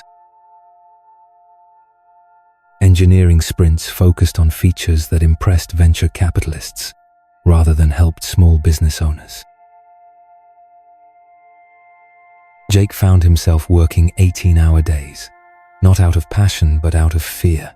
Fear of disappointing people who'd bet millions on his vision. The irony wasn't lost on him. He'd moved to Maine to find clarity, but spent most days on video calls with people in California who'd never set foot in a small business. He lived in one of the most beautiful places on earth but rarely saw daylight. He'd built a company to help entrepreneurs find work-life balance, but hadn't taken a real day off in 2 years. Tonight's storm was particularly fierce, with wind howling around the lighthouse like a living thing. Jake's internet had been spotty all day, making his scheduled calls with the development team nearly impossible. Under normal circumstances, this would have sent him into a panic. Instead, he found himself oddly grateful for the forced disconnection. A knock at his door interrupted his brooding. Jake wasn't expecting anyone. Few people even knew where he lived, and fewer still would venture out in weather like this. He opened the door to find Captain Henry Morrison, a weathered lobsterman in his 70s, who lived in the village below. "Power's out down in the harbor," Captain Henry said without preamble. "Saw your lights on up here. Mind if I wait out the worst of it? My truck won't make it home in this wind." Jake invited him in, grateful for human company that didn't involve discussing user acquisition costs. Captain Henry settled into the one comfortable chair in Jake's Spartan office, seemingly unimpressed by the expensive equipment and multiple monitors. "Quite a setup you got here," the older man observed, though his tone suggested he wasn't entirely sure it was a compliment. "I run a tech company," Jake explained. "Had to get away from Silicon Valley to think clearly." Captain Henry chuckled. "Funny thing about clarity. Sometimes you got to stop thinking so hard to find it." Something in his tone made Jake look up from his screens. "What do you mean?" "Been fishing these waters 43 years, Captain Henry said, accepting the coffee Jake offered. "Seen a lot of young folks come up here thinking they can outsmart the ocean. They buy the fanciest boats, the most advanced electronics, study weather patterns like they're cramming for exams. And ocean doesn't care about your fancy equipment. Doesn't care about your timeline or your quarterly targets." Captain Henry sipped his coffee thoughtfully. "You want to make a living on the water. You got to learn the ocean's rhythms, not fight them." Jake found himself oddly riveted by this conversation. But surely planning and technology make a difference. Of course they do. But there's a difference between working with conditions and trying to control them. Young captains, they see a storm coming and think they can outrun it, or they see calm seas and try to stay out longer than they should. Old captains know when to go out and when to stay put. The lighthouse beam swept across the angry sea outside, illuminating whitecaps and spray. "So how do you know?" Jake asked. "Experience. Patience. An understanding that the ocean's got its own schedule." Captain Henry leaned back in his chair. "My grandfather used to say the sea teaches you two things: when to push and when to flow. Push too hard against the current, you exhaust yourself and get nowhere. But if you only flow, you never get where you're trying to go." Something in those words resonated deeply with Jake. He thought about his last board meeting, where he'd presented growth projections that required working his team to the breaking point. He thought about the features they were building not because customers needed them, but because competitors had them. He thought about the coastal village below, where businesses had operated sustainably for generations. "Can I ask you something?" Jake said. "How do you make decisions about when to take risks versus when to play it safe?" Captain Henry was quiet for a long moment, listening to the storm. "See, that's where most people get it wrong. They think it's about safe versus risky. But really, it's about sustainable versus self-destructive." "I don't follow."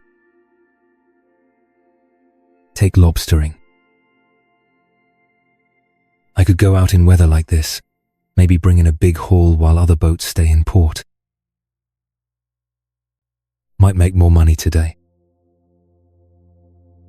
But I could also lose my boat, or my life, or damage my gear so bad I can't work for weeks. That's not risk-taking, that's gambling.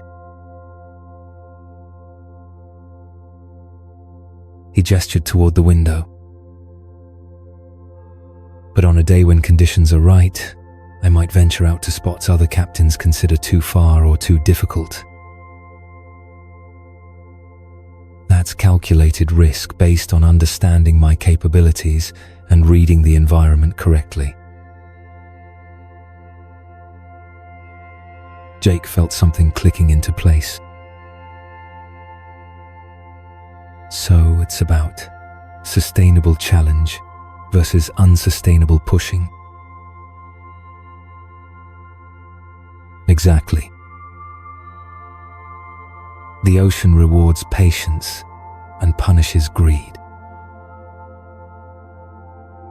You can make a good living working with its rhythms, but it'll destroy you if you try to impose your will on it.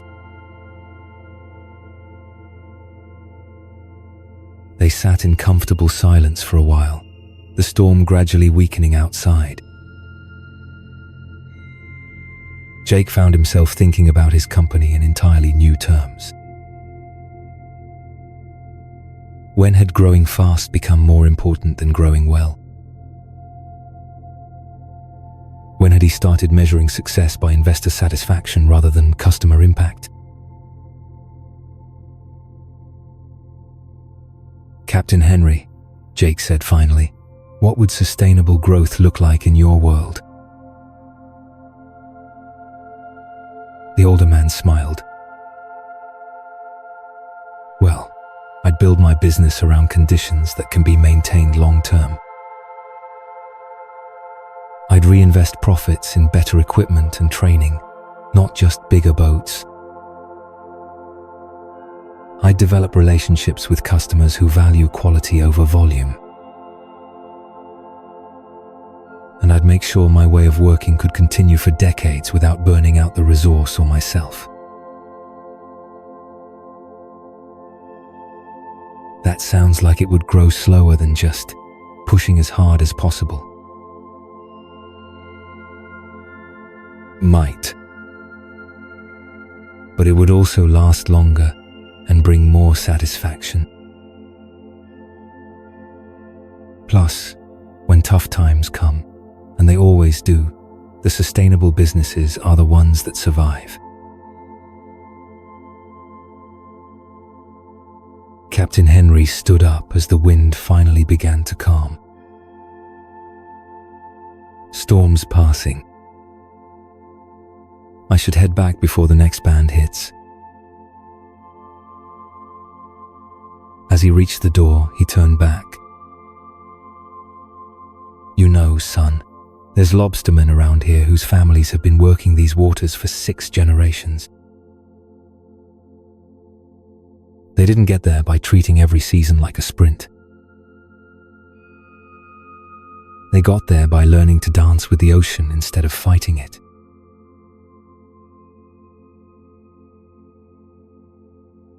After Captain Henry left, Jake sat alone with his thoughts and the gradually calming sea.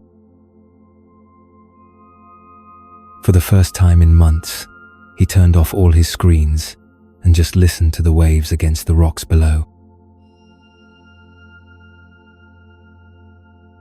Over the next several weeks, Jake began implementing what he privately called his sea change strategy. Instead of accepting every feature request that might accelerate growth, he started asking whether each addition served their core mission of helping small businesses. Instead of hiring aggressively to meet investor timelines, he focused on developing the team they had. Most controversially, he proposed extending their product development cycles to ensure quality over speed. When investors pushed back, Jake used Captain Henry's language. We're building for sustainable growth, not unsustainable scaling. The results surprised everyone, including Jake. Customer satisfaction scores improved dramatically. Employee retention increased. Feature adoption went up because they were shipping fewer, better designed tools. Most importantly, Jake rediscovered his passion for the work itself. 6 months later, when a major competitor burned through their funding and shut down due to unsustainable growth strategies, ClearPay was thriving with steady, profitable expansion. Jake had learned to dance with the entrepreneurial ocean instead of fighting it.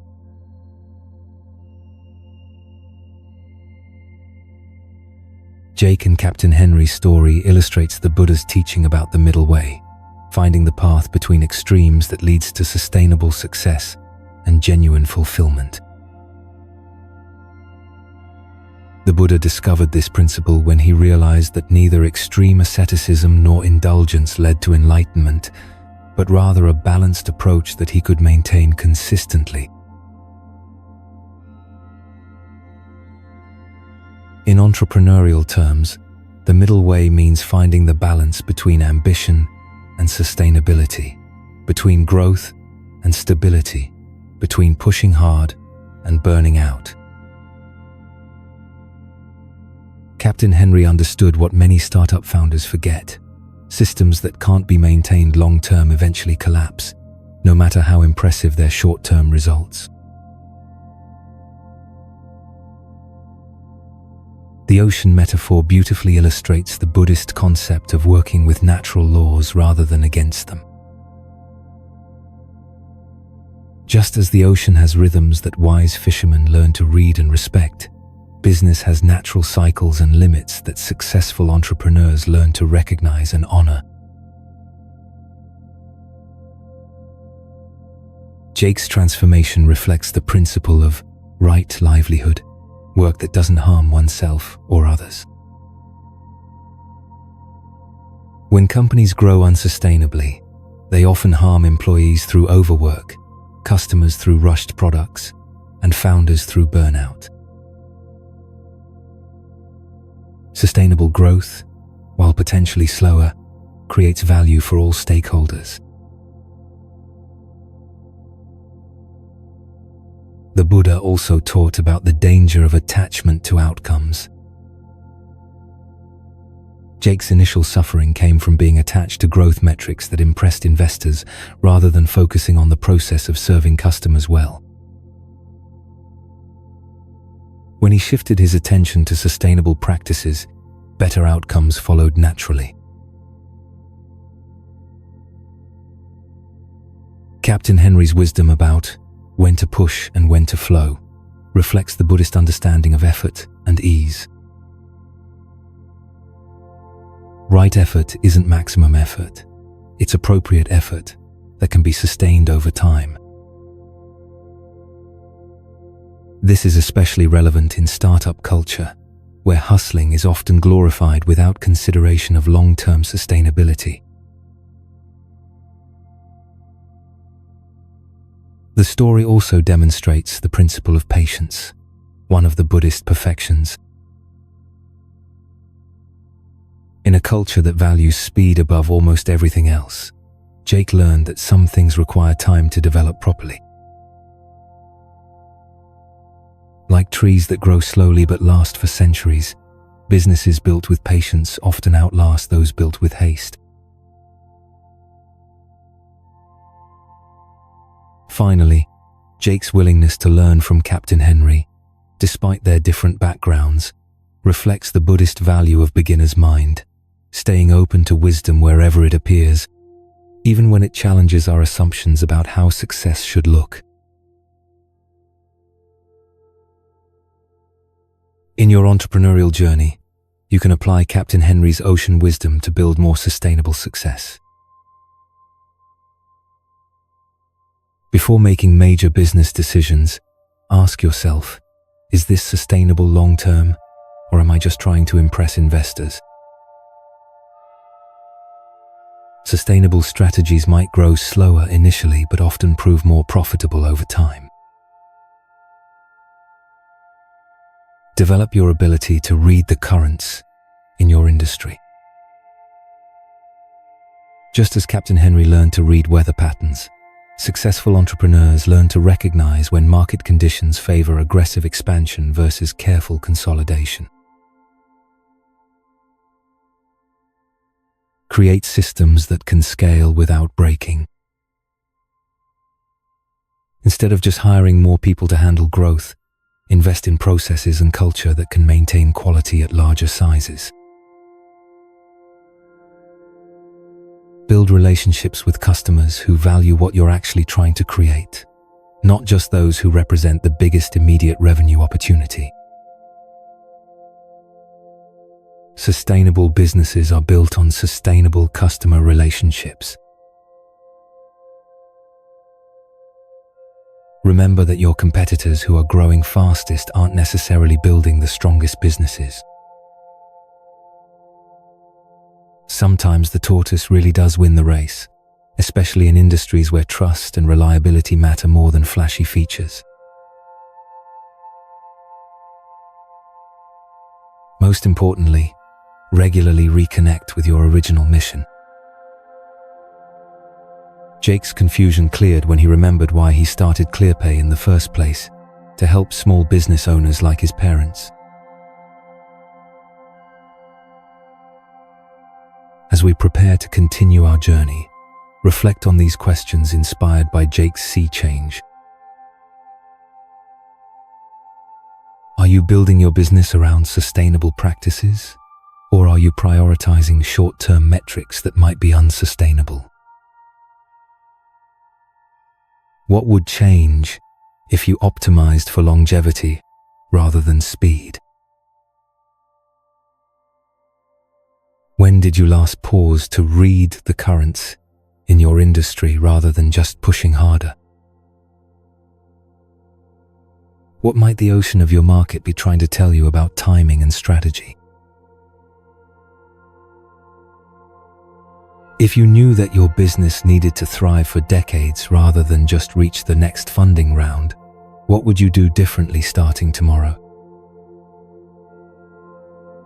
And like Captain Henry asked, are you trying to fight the ocean or learning to dance with it? Remember that the entrepreneurs who last longest often aren't the ones who grow fastest, but the ones who grow wisest. Sometimes the most profitable quarter follows the quarter when you chose sustainability over speed.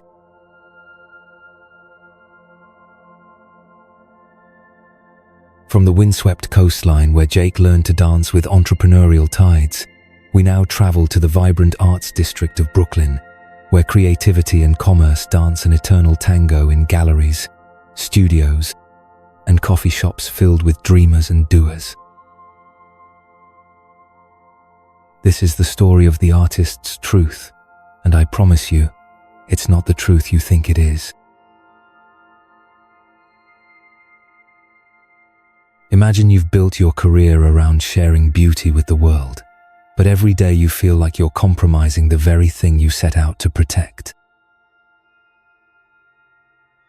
Imagine having to choose between paying rent and preserving your soul. Now imagine discovering that this choice itself might be the wrong question altogether. If you work in any creative field where you must balance artistic vision with commercial reality, this story will resonate deeply. If you've ever felt torn between what sells and what matters, between pleasing clients and honoring your authentic voice, or wondered whether integrity is a luxury you can't afford, then listen carefully. Tonight, you'll meet Maya Patel, a gallery owner caught between her passion for transformative art and the relentless pressure of New York's commercial art market. You'll discover how one mysterious artist's work taught Maya the difference between selling out and selling from the soul. And perhaps Perhaps, after hearing Maya's story, you'll understand why the most authentic expression often becomes the most commercially successful, though it rarely happens in the way we expect.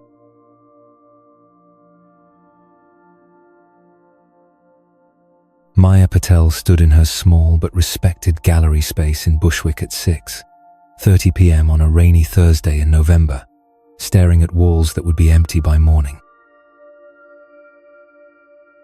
Tonight was the closing reception for Urban Reflections, a show featuring local street artists that had drawn decent crowds but disappointing sales.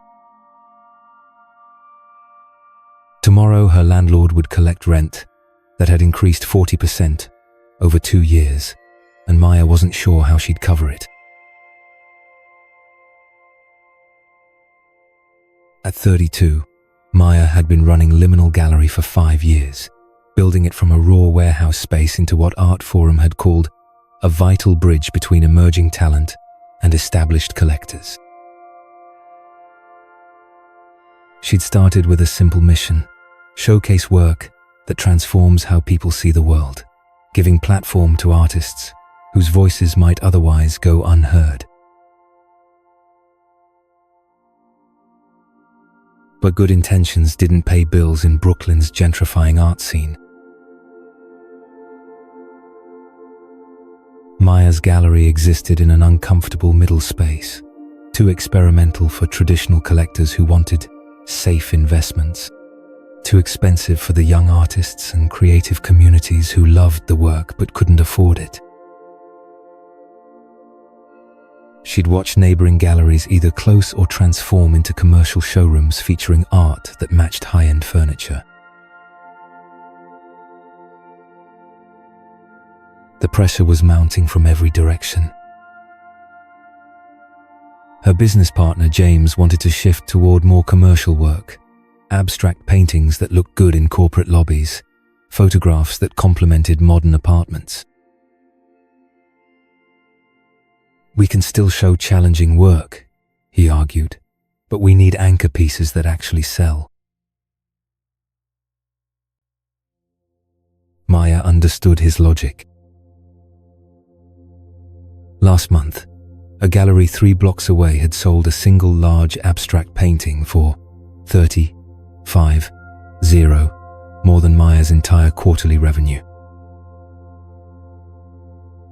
The piece was competently executed but emotionally vacant, chosen more for its color palette than its cultural significance. But every time Maya imagined filling her walls with commercially viable art, something inside her recoiled. She'd entered the art world because transformative work had saved her life during a difficult adolescence.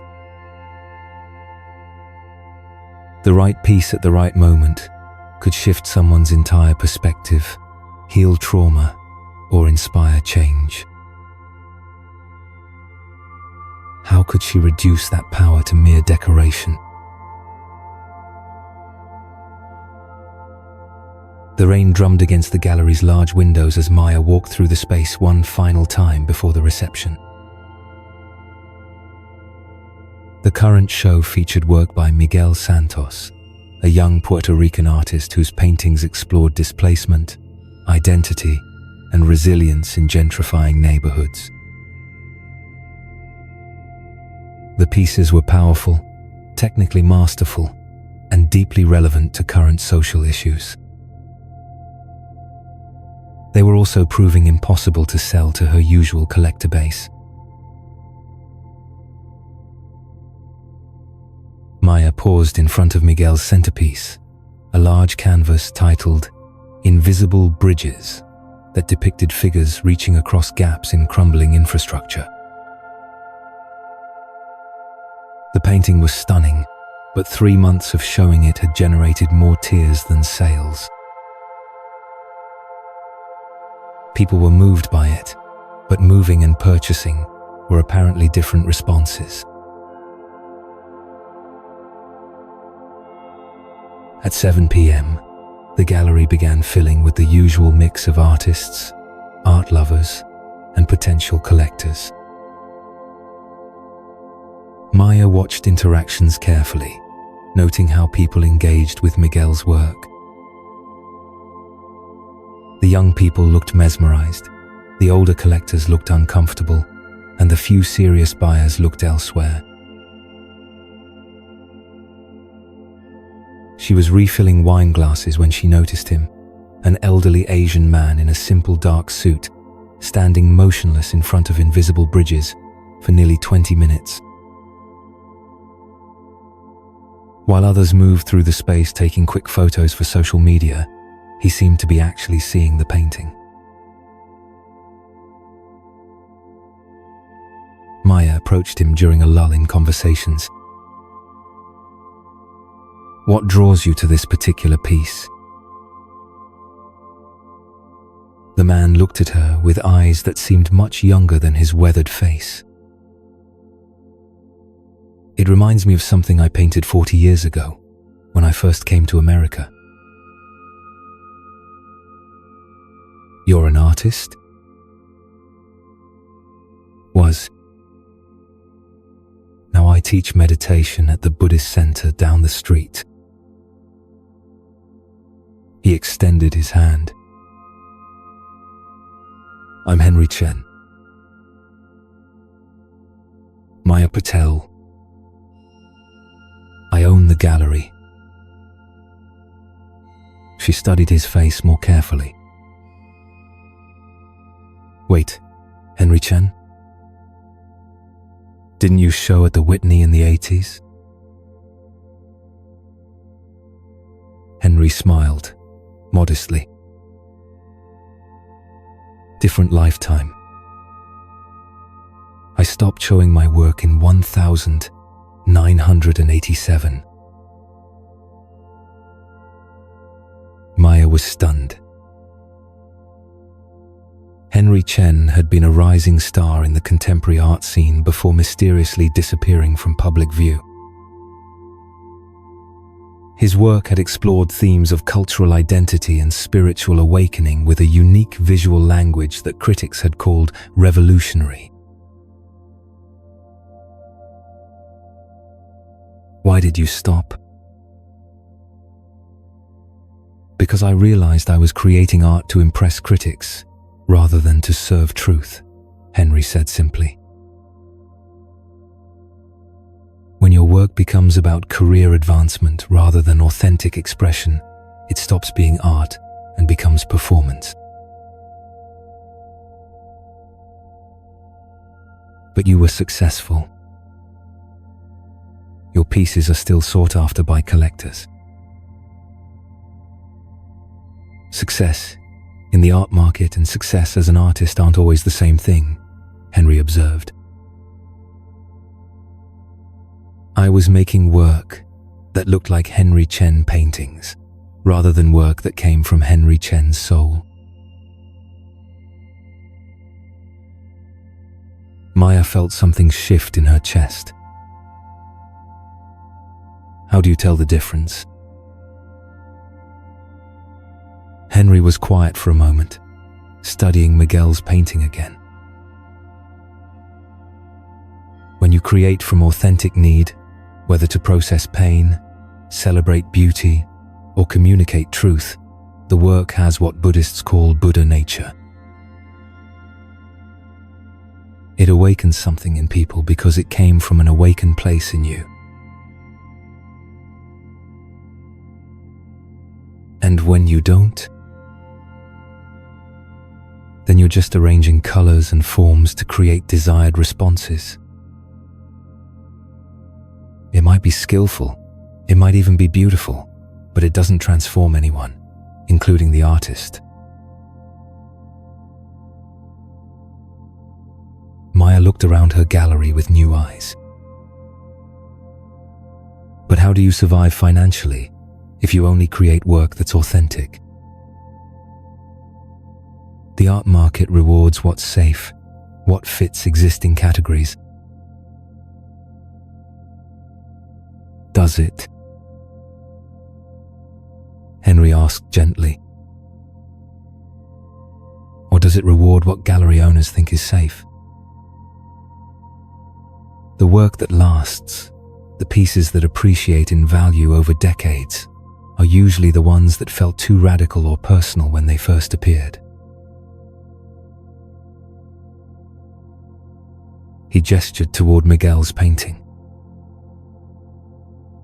This piece challenges viewers to consider displacement and community.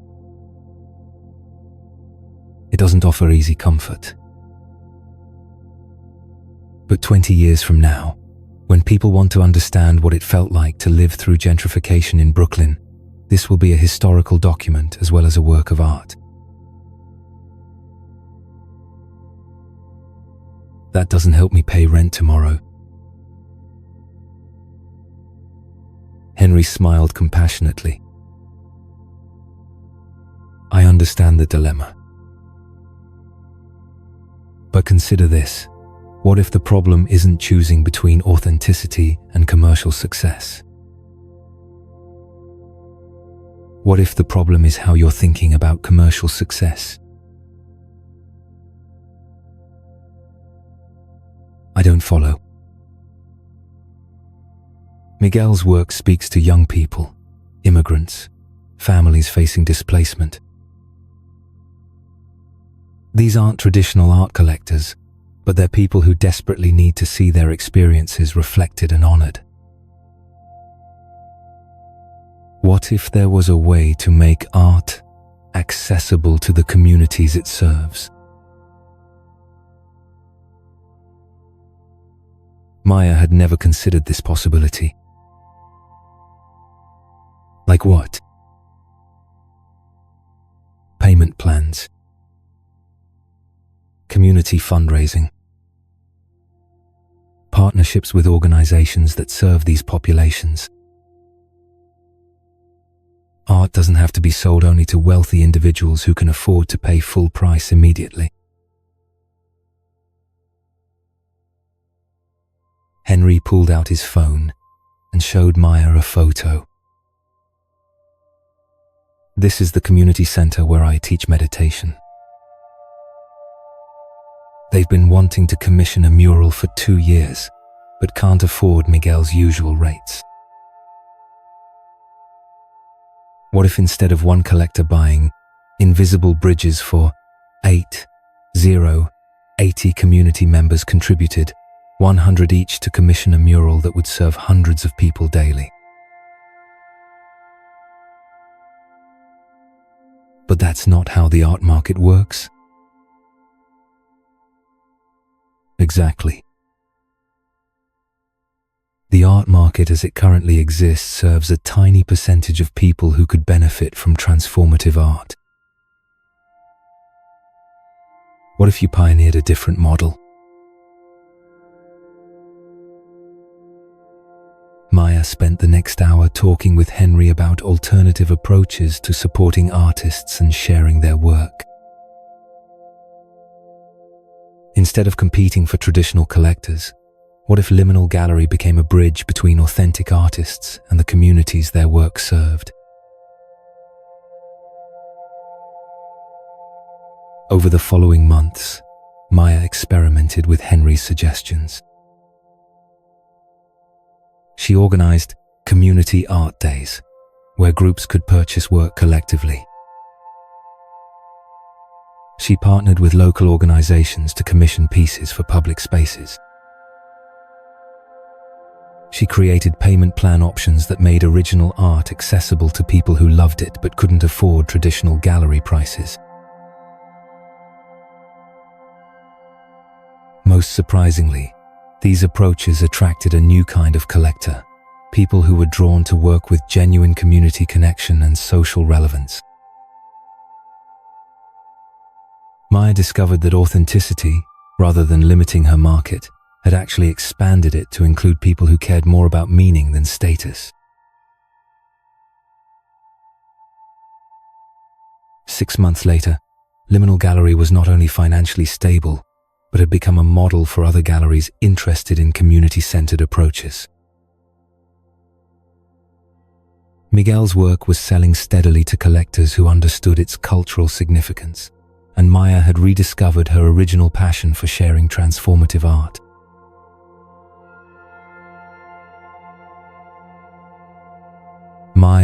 Henry's story illustrates the Buddhist principle of right livelihood, work that serves authentic purpose without causing harm to oneself or others. When Maya was torn between commercial pressures and artistic integrity, she was experiencing the suffering that comes from dividing our lives into competing values, rather than finding work that integrates our deepest commitments. The Buddha taught that when we work from authentic motivation, rather than from fear, greed, or ego, our efforts naturally align with beneficial outcomes. Henry understood that art created to impress critics or secure sales carries different energy than art created to express truth or serve community needs. Maya's transformation reflects the principle of skillful means, finding creative ways to serve authentic purposes within practical constraints. Instead of accepting that she had to choose between authenticity and sustainability, she found innovative approaches that honored both values. The concept of Buddha nature that Henry mentioned refers to the inherent awakeness present in all beings. When artists create from this place of authentic expression, their work can awaken similar recognition in viewers. This is why certain pieces feel immediately meaningful while others, despite technical skill, leave us unmoved. Henry's decision to stop showing his work when it became performative, rather than authentic, demonstrates the Buddhist understanding that external success, without inner alignment, creates suffering. His withdrawal wasn't defeat but spiritual maturity, choosing truth over recognition. The story also illustrates interdependence, the Buddhist teaching that all things arise in relationship. Maya discovered that her gallery's health wasn't separate from her community's well-being. When she started serving the actual needs of artists and art lovers in her neighborhood, abundance flowed more naturally than when she was competing for traditional collectors. Maya's new model demonstrates that authentic expression often finds its own market, though rarely in the way we initially imagine. By staying true to her values while being creative about business models, she discovered opportunities that weren't visible from within conventional thinking. The Buddha emphasized that suffering often comes from attachment to specific outcomes, rather than commitment to authentic process. When Maya stopped trying to force her gallery to succeed according to traditional metrics and started focusing on genuinely serving her artistic mission, both personal fulfillment and financial sustainability emerged. In your creative or professional work, you can apply Maya's insights to build more authentic and sustainable success. Before taking on projects or clients, ask yourself, does this work emerge from my authentic voice and values, or am I just arranging my skills to create desired responses? Notice the difference in how these different types of work feel in your body and spirit. Consider who your work really serves. Maya discovered that when she focused on serving the communities her artists came from, rather than impressing traditional collectors, both impact and sustainability increased. Look for innovative ways to make your authentic work accessible to people who need it most. Payment plans, partnerships, and community funding models can often support work that serves real needs, even when traditional markets seem limited. Remember that authentic expression often creates its own market over time. Work that feels too personal or specific initially often proves to have broader resonance than more generic approaches designed for mass appeal. Stay connected to your original motivation. Maya's breakthrough came when she reconnected with why she'd started her gallery in the first place: to share work that transforms how people see the world. Build relationships with others who share your values rather than trying to convince people who don't understand your vision. Maya found her community by serving it, rather than by trying to change existing communities. As we prepare to continue our journey, reflect on these questions inspired by Maya's awakening. What work are you doing to impress others versus work that emerges from your authentic need to express or serve? How do these different motivations feel in your body and spirit? Who does your work really serve? If you focused on serving those people more directly, what might become possible that isn't visible from within conventional approaches? What would you create if you knew it would find the right audience, even if that audience isn't the one you originally imagined? And like Henry asked Maya, are you arranging your skills to create desired responses, or expressing truth that happens to require your particular skills? Remember that the work that feels most personal often proves most universal. Sometimes the path to authentic success requires stepping away from conventional definitions of success long enough to remember what you actually came here to create.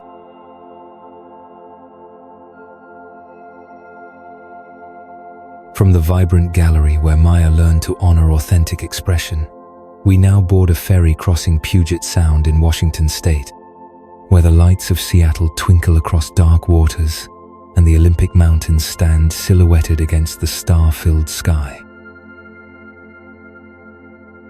This is the story of the captain's final harbor, and I promise you, it's not the destination you think it is. Imagine you've spent 30 years guiding others safely through treacherous waters, but now you face the most challenging navigation of all, finding your way to a meaningful ending.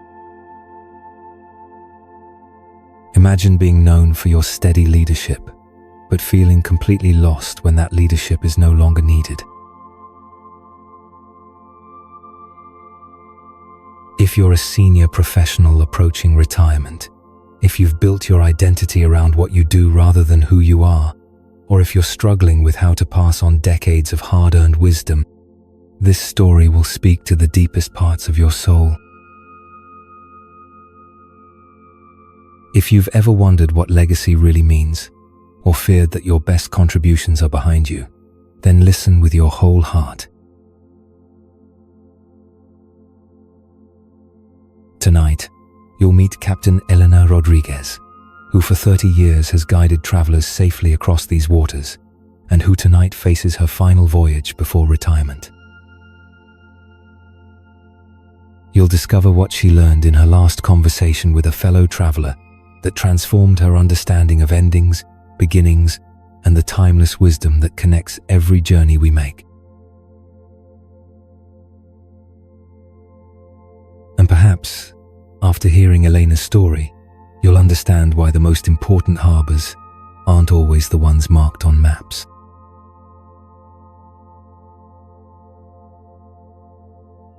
Captain Elena Rodriguez stood on the bridge of the MV Cascade at 9:15 p.m. on a clear December evening, watching the familiar lights of Seattle grow larger as they approached the terminal. In 45 minutes, she would dock this ferry for the final time, ending a career that had defined her identity for 3 decades. Tomorrow, she would wake up as simply Elena, no longer Captain Rodriguez, no longer the steady presence that thousands of commuters had trusted to deliver them safely home.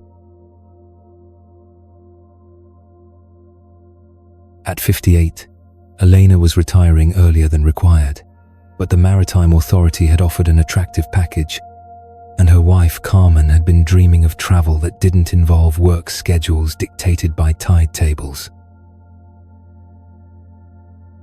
Rationally, Elena knew it was the right decision. Emotionally, she felt like she was sailing toward a cliff. Elena had broken barriers as one of the first Latina captains in the Washington State ferry system. She'd navigated through storms that had tested her skills, medical emergencies that had demanded split-second decisions, and budget cuts that had required creative solutions to maintain safety standards. Her safety record was impeccable. Her crew respected her, and passengers often sought her out to thank her for particularly smooth crossings during rough weather. But who was she without the bridge, without the responsibility, without the title that had shaped how she saw herself and how others saw her? Tonight's crossing was her regular route, Bainbridge Island to Seattle, a 35-minute journey she'd made thousands of times. She knew every current, every wind pattern, every quirk of the terminal approaches. In heavy fog, she could navigate by instinct. During storms, passengers felt safer simply knowing Captain Rodriguez was at the helm. The passenger deck was unusually quiet for a Friday evening. Most of the holiday travelers had already made their journeys, leaving mainly locals making the routine trip home from work or dinner in the city. Elena's crew was subdued too, understanding the significance of this final voyage, but not quite knowing how to acknowledge it. As they entered the main channel, Elena noticed a woman standing alone at the forward observation deck, silhouetted against the city lights. Something about her posture, contemplative but not sad, solitary but not lonely, caught Elena's attention. During a brief break in navigation duties, Elena decided to check on the passenger, partly from professional habit and partly from genuine curiosity. The woman was Asian, perhaps in her 60s, wearing a simple dark coat and watching the approaching skyline with remarkable stillness. She looked up as Elena approached, her face breaking into a warm smile. "Captain Rodriguez," she said, reading Elena's name tag. "I've been hoping to meet you before you retire. I'm Dr. Sarah Kim." Elena was surprised. "You know about my retirement?" "I'm a regular passenger. I commute to the city twice a week for work at the medical center. The crew mentioned tonight was your final crossing." Sarah extended her hand. "I wanted to thank you personally. You've been the steady presence in so many of our journeys." As they shook hands, Elena felt an unexpected warmth. "That's very kind of you to say. May I ask how you're feeling about retirement?" "It's a significant transition." Elena found herself being more honest than she'd intended. "Terrified, if I'm being truthful. I've been Captain Rodriguez for 30 years. I'm not sure who Elena is without the uniform and the responsibility. Sarah nodded with deep understanding. I faced a similar transition 3 years ago when I stepped back from surgery. One day I was Dr. Kim, the person everyone turned to in medical crises. The next day, I was just Sarah, with no clear role or purpose. How did you handle it? Badly, at first, Sarah admitted with a laugh. I spent 6 months trying to stay busy with consulting work, volunteer commitments, anything that would make me feel needed.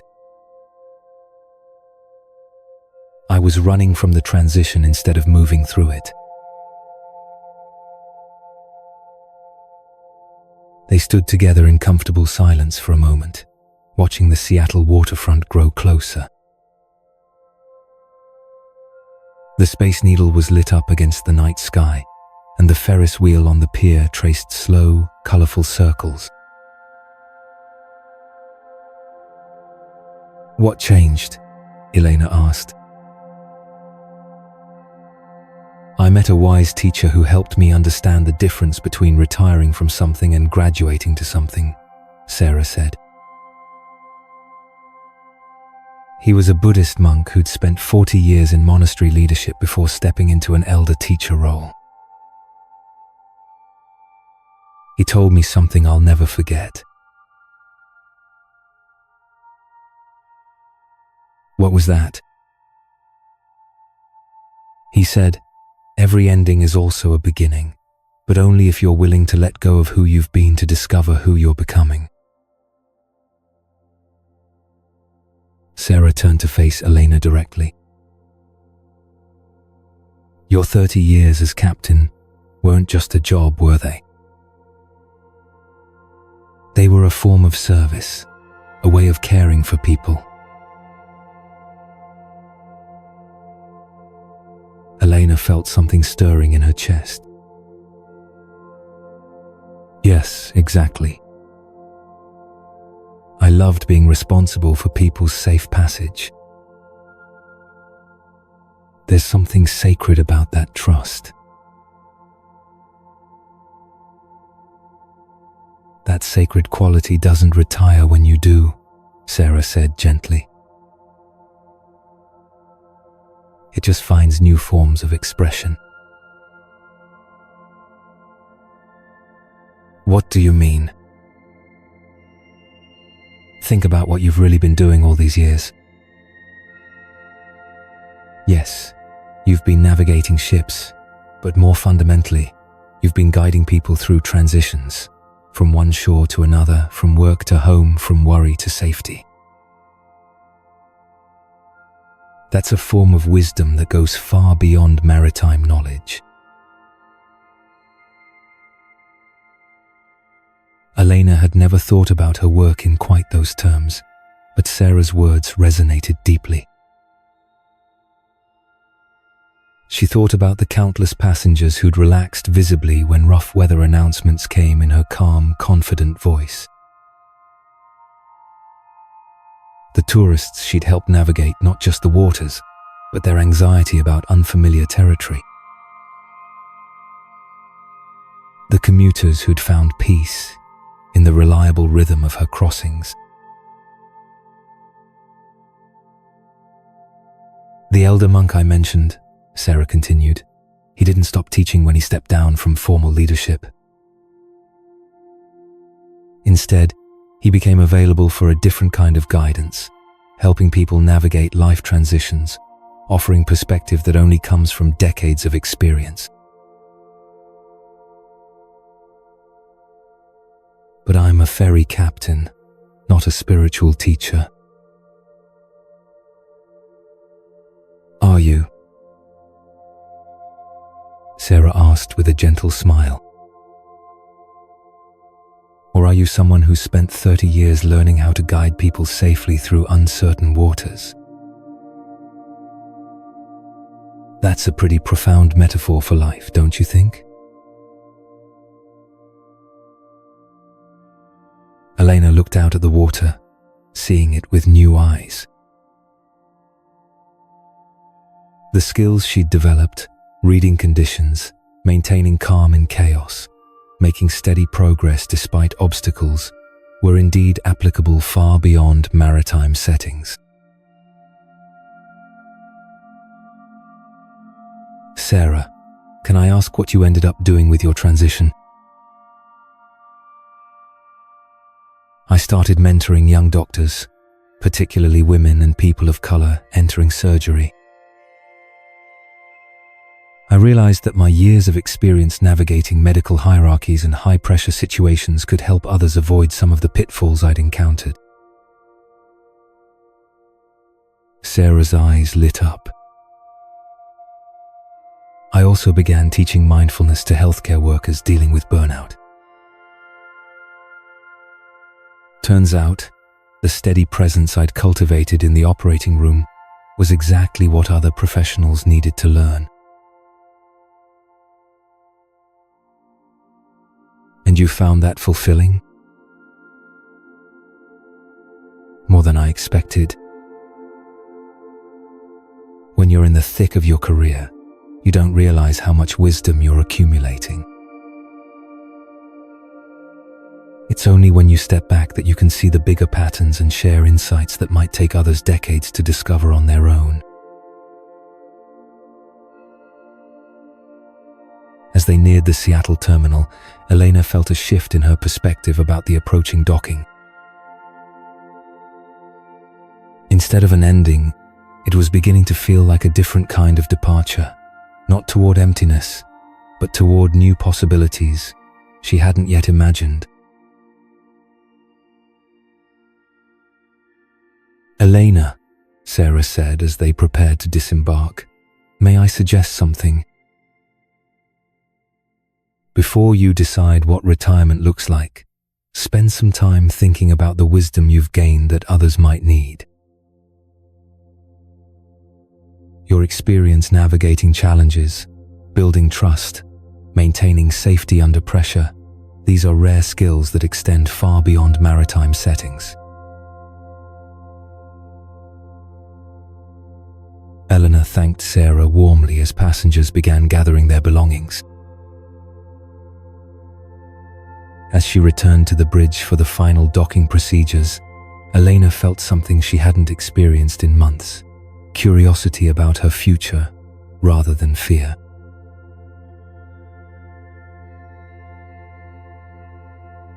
Six months later, Elena was busier than she'd been as a ferry captain, but in an entirely different way. She'd begun consulting with transportation agencies about safety protocols and crisis management. She was mentoring young women entering maritime careers through a program she'd helped design. Most surprisingly, she'd started leading life navigation workshops for people facing major transitions, using maritime metaphors to help them find their way through uncertain waters. The skills she'd thought were specific to ferry operation turned out to be universally applicable: reading conditions, making steady progress despite obstacles, maintaining calm in chaos, and above all, holding space for people during their journeys from one place to another.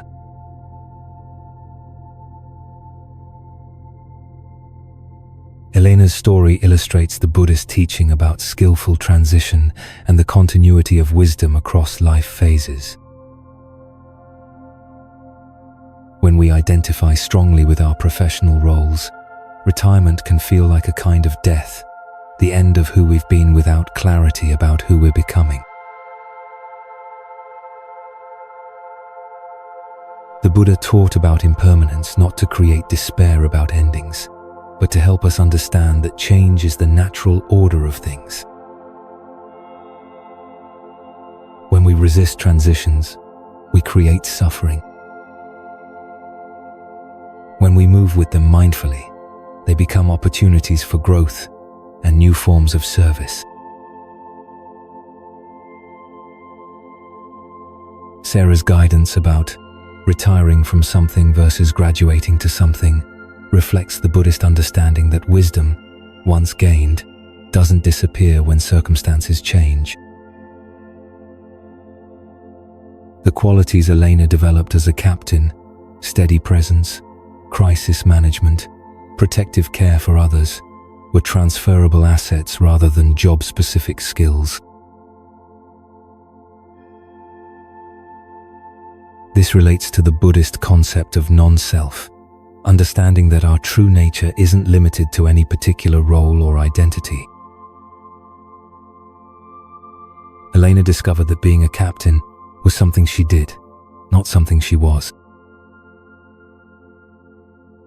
Her essence, the caring, competent, reliable person who happened to work in maritime settings, could express itself in many different forms. The transition from active career to wisdom-sharing elder represents a natural progression that many cultures honor but American society often overlooks. Instead of seeing retirement as withdrawal from meaningful contribution, Buddhist perspective suggests it can be graduation to a different kind of service, one that shares accumulated wisdom rather than applying it in specific institutional contexts. Elena's discovery that her maritime skills were metaphorically applicable to life navigation demonstrates the universal nature of certain wisdom. The Buddha often taught through metaphors drawn from ordinary occupations, understanding that insights gained through dedicated practice in any field often reveal truths about existence itself. The story also illustrates the importance of community in transitions. Elena's transformation was catalyzed by Sarah's sharing of her own experience. This reflects the Buddhist value of Sangha, spiritual community that supports individual growth through shared wisdom and mutual encouragement. In your own professional transitions, you can apply Elena's insights to navigate change with greater wisdom and purpose. Before major career transitions, take inventory of the deeper skills you've developed, not just the technical ones. Elena's ability to maintain calm in crisis and guide people through uncertainty were as valuable as her navigation expertise. Consider how your accumulated wisdom might serve others who are earlier in similar journeys. Often, the challenges that seemed most difficult during your career become the areas where you can offer the most valuable guidance to others. Look for metaphorical applications of your expertise. Elena discovered that maritime navigation offered powerful metaphors for life navigation. Your industry knowledge might translate to insights about planning, relationships, or personal development. Seek out others who've made similar transitions successfully. Sarah's sharing of her own retirement experience provided Elena with a roadmap she couldn't have imagined alone. Remember that wisdom sharing often becomes possible only after stepping back from active application. The perspective that comes with some distance from daily pressures allows you to see patterns and principles that weren't visible while you were immersed in specific tasks. Approach transition as expansion rather than contraction. Instead of asking, "What will I give up?" consider, "What new forms of contribution become possible?" As we near the end of our journey together, take time to reflect on Elena's transformation. What wisdom have you accumulated through your career that others might need?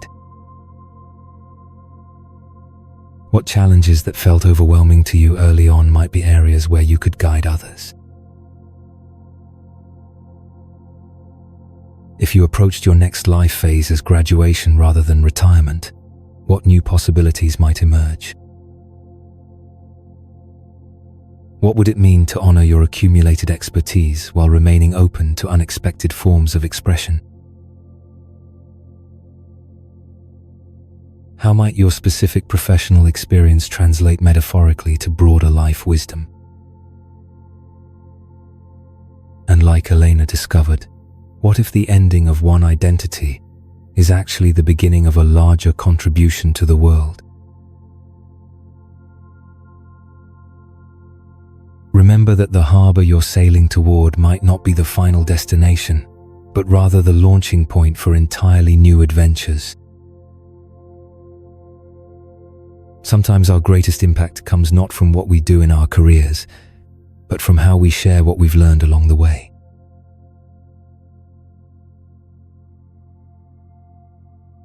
As our journey through these 7 American stories comes to a gentle close, take a moment to feel the common thread that weaves through each tale.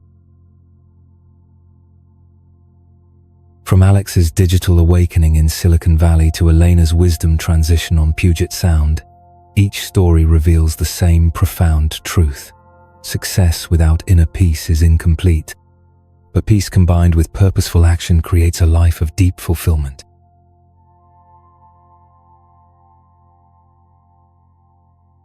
Notice how each of our fellow travelers discovered something unexpected. Alex learned that true connection begins with disconnecting from constant stimulation. Sarah found that healing sometimes means accepting what cannot be changed. Tom realized that the greatest legacy multiplies rather than preserves. Maria discovered that her most challenging student became her greatest teacher. Jake understood that sustainable success flows with natural rhythms rather than fighting them. Maya found that authentic expression creates its own market. And Elena learned that endings are actually beginnings in disguise.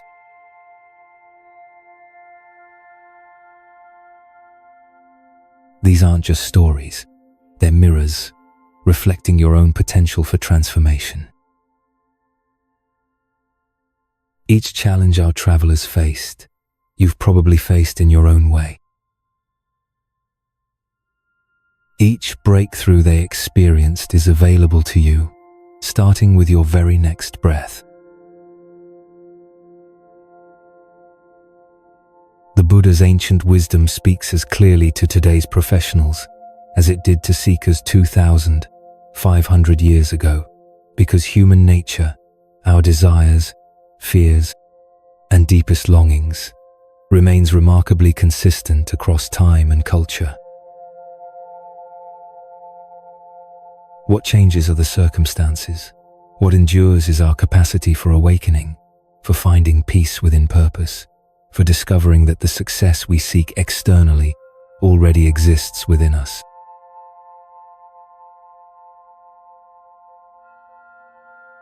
Tonight, you've received 7 different doorways into the same essential truth. You are not broken and don't need fixing. You simply need reminding of who you already are beneath all the roles, titles, and pressures that can sometimes obscure your natural wisdom.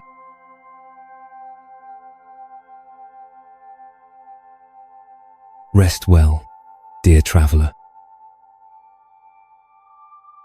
The work that truly matters begins when you remember that you are already whole.